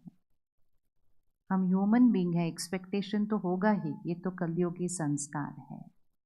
हम ह्यूमन बीइंग है तो एक्सेप्टेंस नेचुरल है। कोविड है तो डर तो लगेगा ही, ये कलयुगी संस्कार है। कोविड है तो पावरफुल होना और भी ज़्यादा इम्पोर्टेंट है, ये सतयुगी संस्कार है। इम्पोर्टेंट है, इम्पोर्टेंट है, ऐसे वाला संस्कार नहीं, ऐसे वाला। और जैसे ही संस्कार ऐसे वाले होते जाएंगे आत्मा की शक्ति बहुत फास्ट बढ़ जाएगी। और जब ये शक्ति फास्ट बढ़ेगी इसका प्रकृति पर प्रभाव आएगा। सिर्फ एक छोटी सी पॉपुलेशन चाहिए जो ऐसे से ऐसे पे शिफ्ट हो जाए, the world will change and the world is going to change बहुत जल्दी। अब तो कलयुग नहीं चल रहा, घोर कलयुग चल रहा है। चल रहा है कि नहीं घोर कलयुग? तो घोर रात्रि के बाद क्या आएगा? चलती रहेगी क्या घोर रात्रि? तो घोर रात्रि के बाद सवेरा शुरू, उसी को जागरण कहते हैं। जागरण, शिवरात्रि के दिन जागरण, मतलब इस सृष्टि पर रात्रि के समय निराकार परमात्मा शिव को याद करके सवेरा लाना, वो जागरण। वो जागरण अर्थात परमात्मा को कनेक्ट करके अपने संस्कारों को इमर्ज करना पावरफुल, और सृष्टि पर सवेरा लाना, उसके लिए जागरण करते हैं। वो एक रात का जागरण नहीं होता है, वो जीवन में जागरण होता है। वो एक दिन का व्रत नहीं होता है, वो जीवन में व्रत होता है। वो एक दिन के लिए अख के फूल नहीं अर्पण करने होते हैं, वो अपने अंदर के जहर को अर्पण करना होता है। त्योहार एक दिन का नहीं होता है, त्योहार जीवन बदलने के लिए आता है। तो व्रत रखिए आज, और अपने मन को सात्विक बनाने के लिए एक कंटेंट का ध्यान रखेंगे, दूसरा मेडिटेशन ज़रूर करेंगे, तीसरा नींद सही लेंगे, चौथा कर्म योगी बनकर रहेंगे। कर्म योगी धन कमाते हैं, लेकिन धन दुआओं के साथ कमाते हैं। कलयुग की एक बहुत बड़ी प्रॉब्लम ये हुई है कि हम कितना धन कमाते हैं ये हमारा स्टेटस सिंबल बन गया है। और सफलता इसको कहा जाता है जो ज़्यादा कमाते हैं, जिनकी ज़्यादा बड़ा ओहदा है, पोजीशन है। सफलता इसमें नहीं होती है कि कितना कमाते हैं, सफलता इसमें होती है कि कैसे कमाते हैं। How much are you making is not important, how you are making is important। क्योंकि जब वो धन घर आता है तो उसके साथ वाइब्रेशन भी घर आती है। धन को लक्ष्मी का दर्जा दिया जाता है। कभी हमने सोचा धन को देवी का दर्जा क्यों दिया जाता है? क्योंकि धन दिव्यता से कमा के लाने की चीज़ है। लेकिन क्योंकि हमने सोचा जितना ज़्यादा धन उतनी ज़्यादा खुशी, तो बस हम धन कमाने पे लग गए विदाउट थिंकिंग कि वो धन कैसे आ रहा है। क्या धन दुआओं के साथ कमाया जा सकता है? क्या धन दुआओं के साथ कमाया जा सकता है? यस। तो ध्यान रखिएगा, अगर हम कहीं काम करते हैं तो हमें ध्यान रखना है कि हम कितनी ऑथेंटिसिटी से, कितनी सिंसियरिटी से, कितने एथिकली, और जितना हमसे अपेक्षा रखी जाती है उससे ज़्यादा हम काम करें, और काम करते हुए दूसरों को सुख दें। जो हम काम करेंगे उससे धन कमाएंगे, जो दूसरों की सेवा और सुख देंगे उससे दुआएं कमाएंगे। अगर हमारा अपना काम है, मतलब हमारा अपना बिजनेस है, तो और भी ज़्यादा ध्यान रखें, क्योंकि हमने सोचा बिजनेस मतलब मुझे कमाना है, बिजनेस मतलब मुझे लोगों की सेवा करनी है, मुझे सेवा करनी है। अपने से ज़्यादा दूसरे का ध्यान रखें, अपने बेनिफिट से पहले दूसरे का बेनिफिट सोचिए। दुआएं कमाएंगे, कमाएंगे या नहीं कमाएंगे? आप अगर फल लेने गए और किसी ने 4 अच्छे फल में एक थोड़ा सा सड़ा हुआ एप्पल डाल दिया, तो वो उस दिन आपसे क्या कमाता है? क्या कमाता है वो उस दिन? उस दिन पैसे तो कमा लिया उसने, लेकिन आपसे कुछ नेगेटिव एनर्जी जाएगी या नहीं जाएगी? उसको जाएगी ना। लेकिन अगर उस दिन किसी फल वाले ने आपको कहा नहीं आप मुझसे मत लीजिए, आज ना मेरे पास फ्रेश नहीं है, आप सामने वाली दुकान से लीजिए, उस दिन वो आपसे क्या कमाता है? दुआएं कमाता है ना। लेकिन उस दिन उसने धन नहीं कमाया, लेकिन उस दिन उसने क्या कमाया? दुआएं कमाई। ये एक नियम है, ये एक सिद्धांत है, इसको करके देखिएगा। जो धन कमाते हैं वो ज़रूरी नहीं है दुआएं कमाते हैं, लेकिन जो दुआएं कमाते हैं वो अपनी क्षमता से ज़्यादा धन कमाएंगे, ये निश्चित है। ये निश्चित है, ये सिर्फ करके देखना है, क्योंकि दुआ इतनी बड़ी शक्ति होती है कि वो आपको पुश देकर बहुत आगे ले जाती है, जितना आगे आपने कभी सोचा भी नहीं था। लेकिन वो हिम्मत रखनी है कि मुझे सिर्फ अपने बेनिफिट के लिए नहीं जीना है, मुझे दूसरों को सुख देने के लिए काम करना है। बिजनेस दूसरों की सेवा के लिए होता है, बिजनेस अपनी प्रॉस्पेरिटी के लिए नहीं होता है। अपनी प्रॉस्पेरिटी उसमें अपने आप समाई हुई है, लेकिन इंटेंशन उसका दूसरों की सेवा और सुख देने के लिए। सेवा सिर्फ वो नहीं होती है जिसमें पैसे नहीं कमाए जाते, जो चैरिटी है। सेवा मतलब हम जो कर रहे हैं वो सेवा है। अगर आप अपने बच्चों की भी परवरिश कर रहे हैं, उसको सेवा भाव से कीजिए कि हम इनकी सेवा कर रहे हैं। सेवा और काम में क्या फ़र्क होता है? सेवा और काम में क्या फ़र्क होता है? आप देखो, हम कभी मंदिर में, गुरुद्वारे में सेवा करने जाते हैं, तो वहाँ तो हम कुछ भी करने के लिए रेडी हो जाते हैं। बड़ी बड़ी गाड़ियों से उतर के वहाँ जाकर लोगों की चप्पलें उठाते हैं, सफाइयाँ करते हैं, बर्तन साफ करते हैं, प्रसाद खिलाते हैं। घर आते हैं, कोई कहेगा मेरी चप्पल देना ज़रा 1 मिनट। तो क्यों? आपके हाथ पे मेहंदी लगी है इस टाइम। तो कहेंगे अभी अभी तो आप अननोन लोगों की चप्पलें उठा रहे थे। कहेंगे वहाँ तो हम सेवा कर रहे थे। सेवा हमें ईगोलेस बनाता है। सेवा हमारे संस्कार स्वभाव को बदल देता है। लेकिन सेवा कभी कभी करने वाली चीज़ नहीं है। सेवा एक कॉन्शियसनेस है।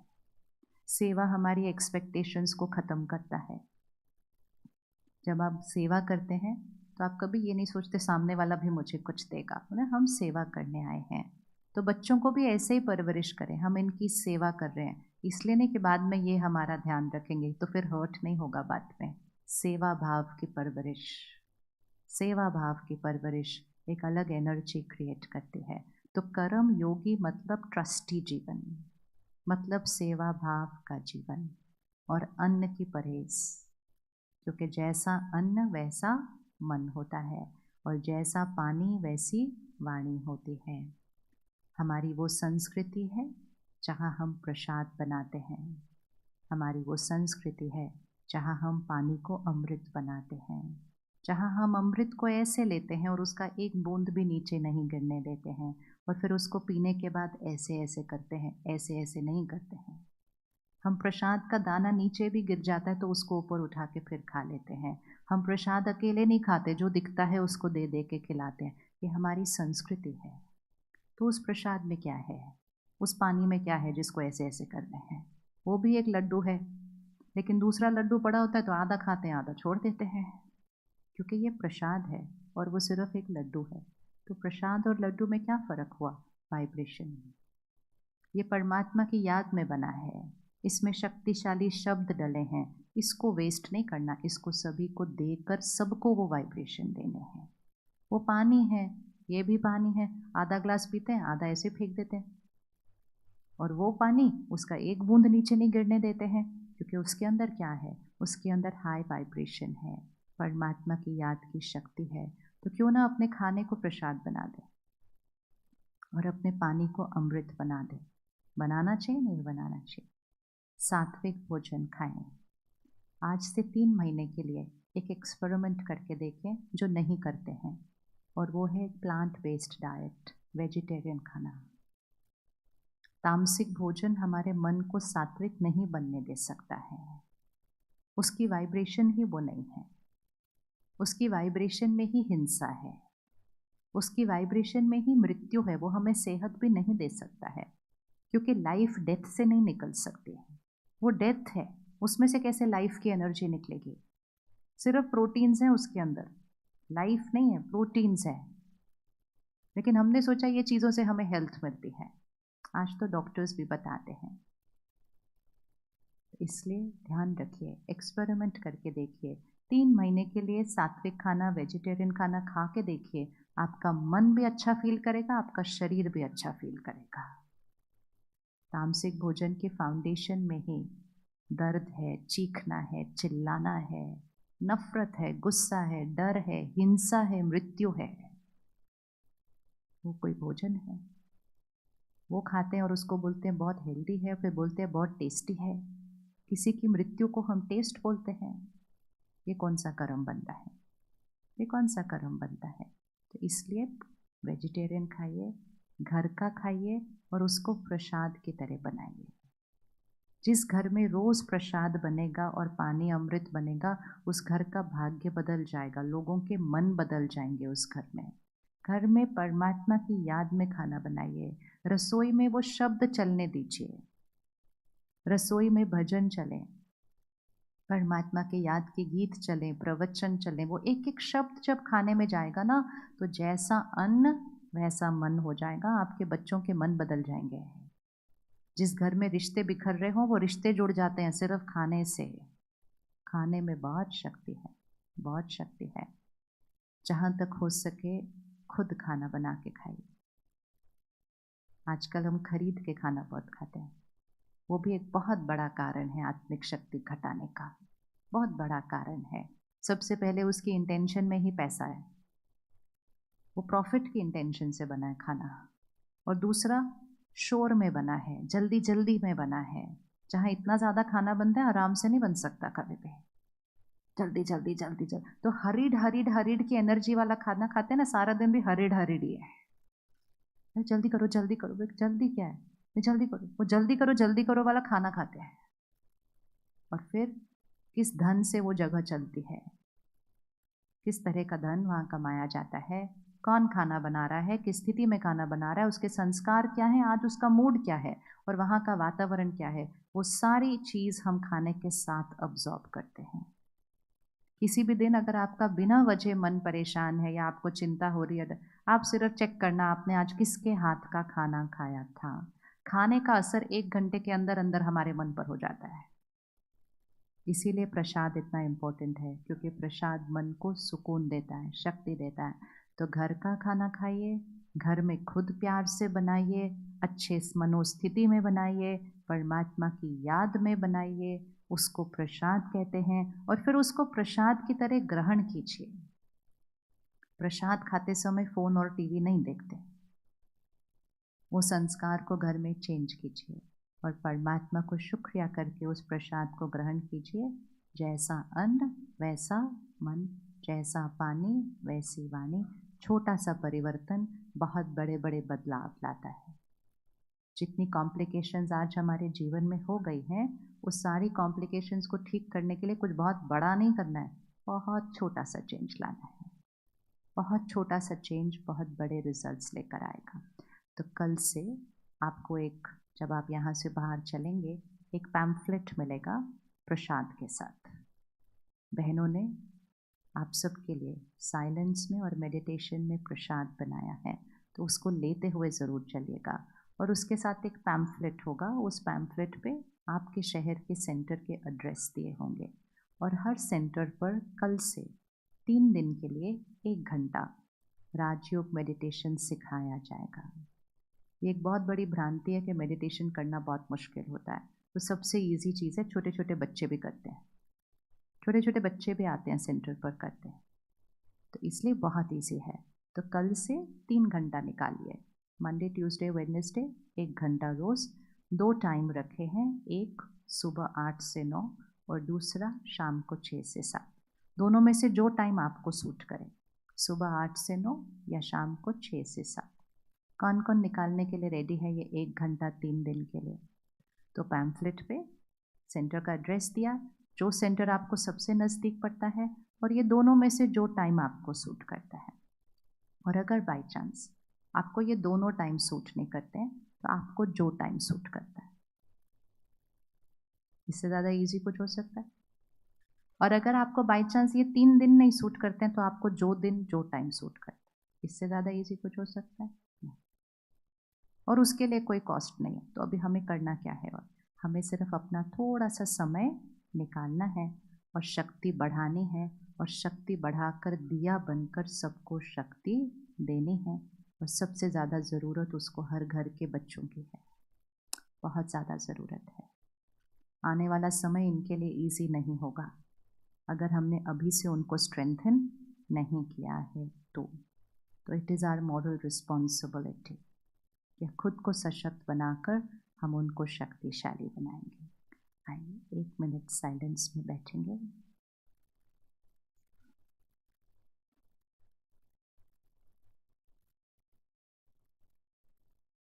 और आज हम यहाँ से बिल्कुल साइलेंस में चलेंगे, मौन में घर तक चलेंगे, जैसे कि हॉल में कोई है ही नहीं। हर रोज़ सुबह या जो भी समय ठीक लगे, कुछ देर के लिए मौन रखें। शक्ति बढ़ाता है, शब्दों पर संयम लाता है और हमें अपने मुख का मालिक बनाता है। तो हम यहाँ से घर तक मौन में चलेंगे और मौन में चलते हुए साइलेंस में प्रसाद लेंगे और फिर साइलेंस में घर तक चलेंगे। इस शरीर को चलाने वाली शक्ति मैं पवित्र आत्मा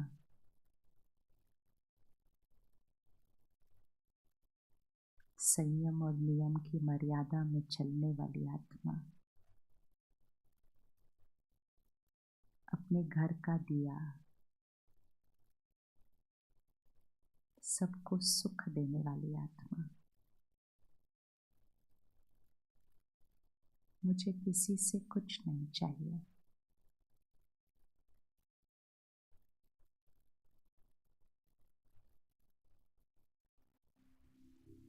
आज मेरी प्रतिज्ञा है कि मैंने हर रोज थोड़ा सा समय अपने लिए, मैं आत्मा हूँ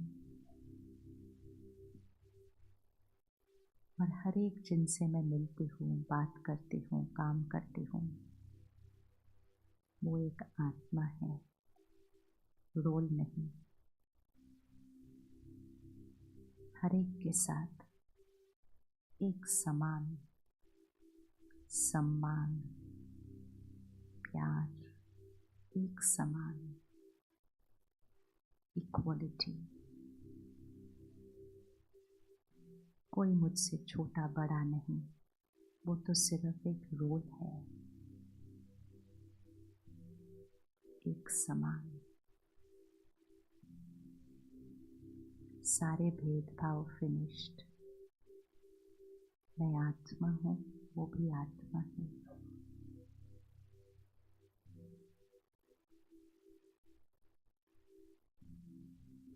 बार बार व्यवहार को बदलना नहीं,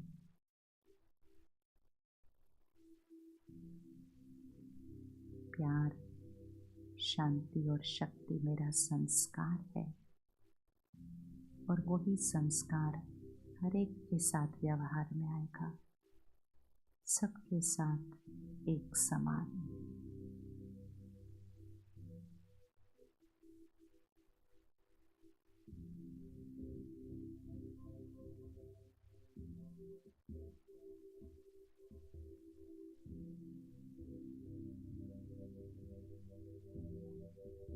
मैं डायमंड हूँ, फ्लॉलेस डायमंड, बेदाग हीरा, अपनी लाइट और शक्ति सबको देने वाली।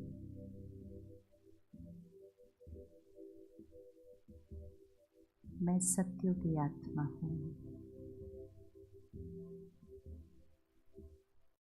इस सृष्टि पर सत्युग लाना मेरी जिम्मेदारी है।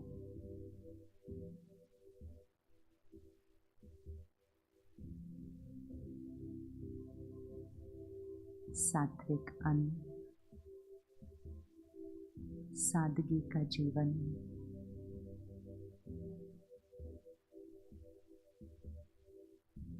प्रकृति का सम्मान मेरी जिम्मेदारी है।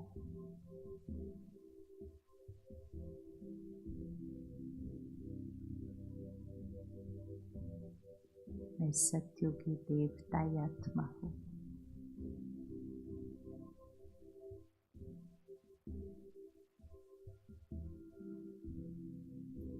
कल से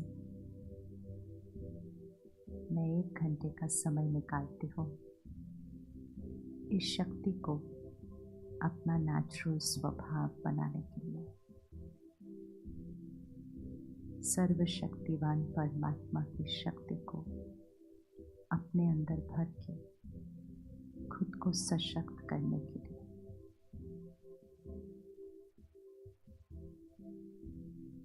ये मेरा श्रेष्ठ कर्म सिर्फ मुझे नहीं, सृष्टि को बदल देगा।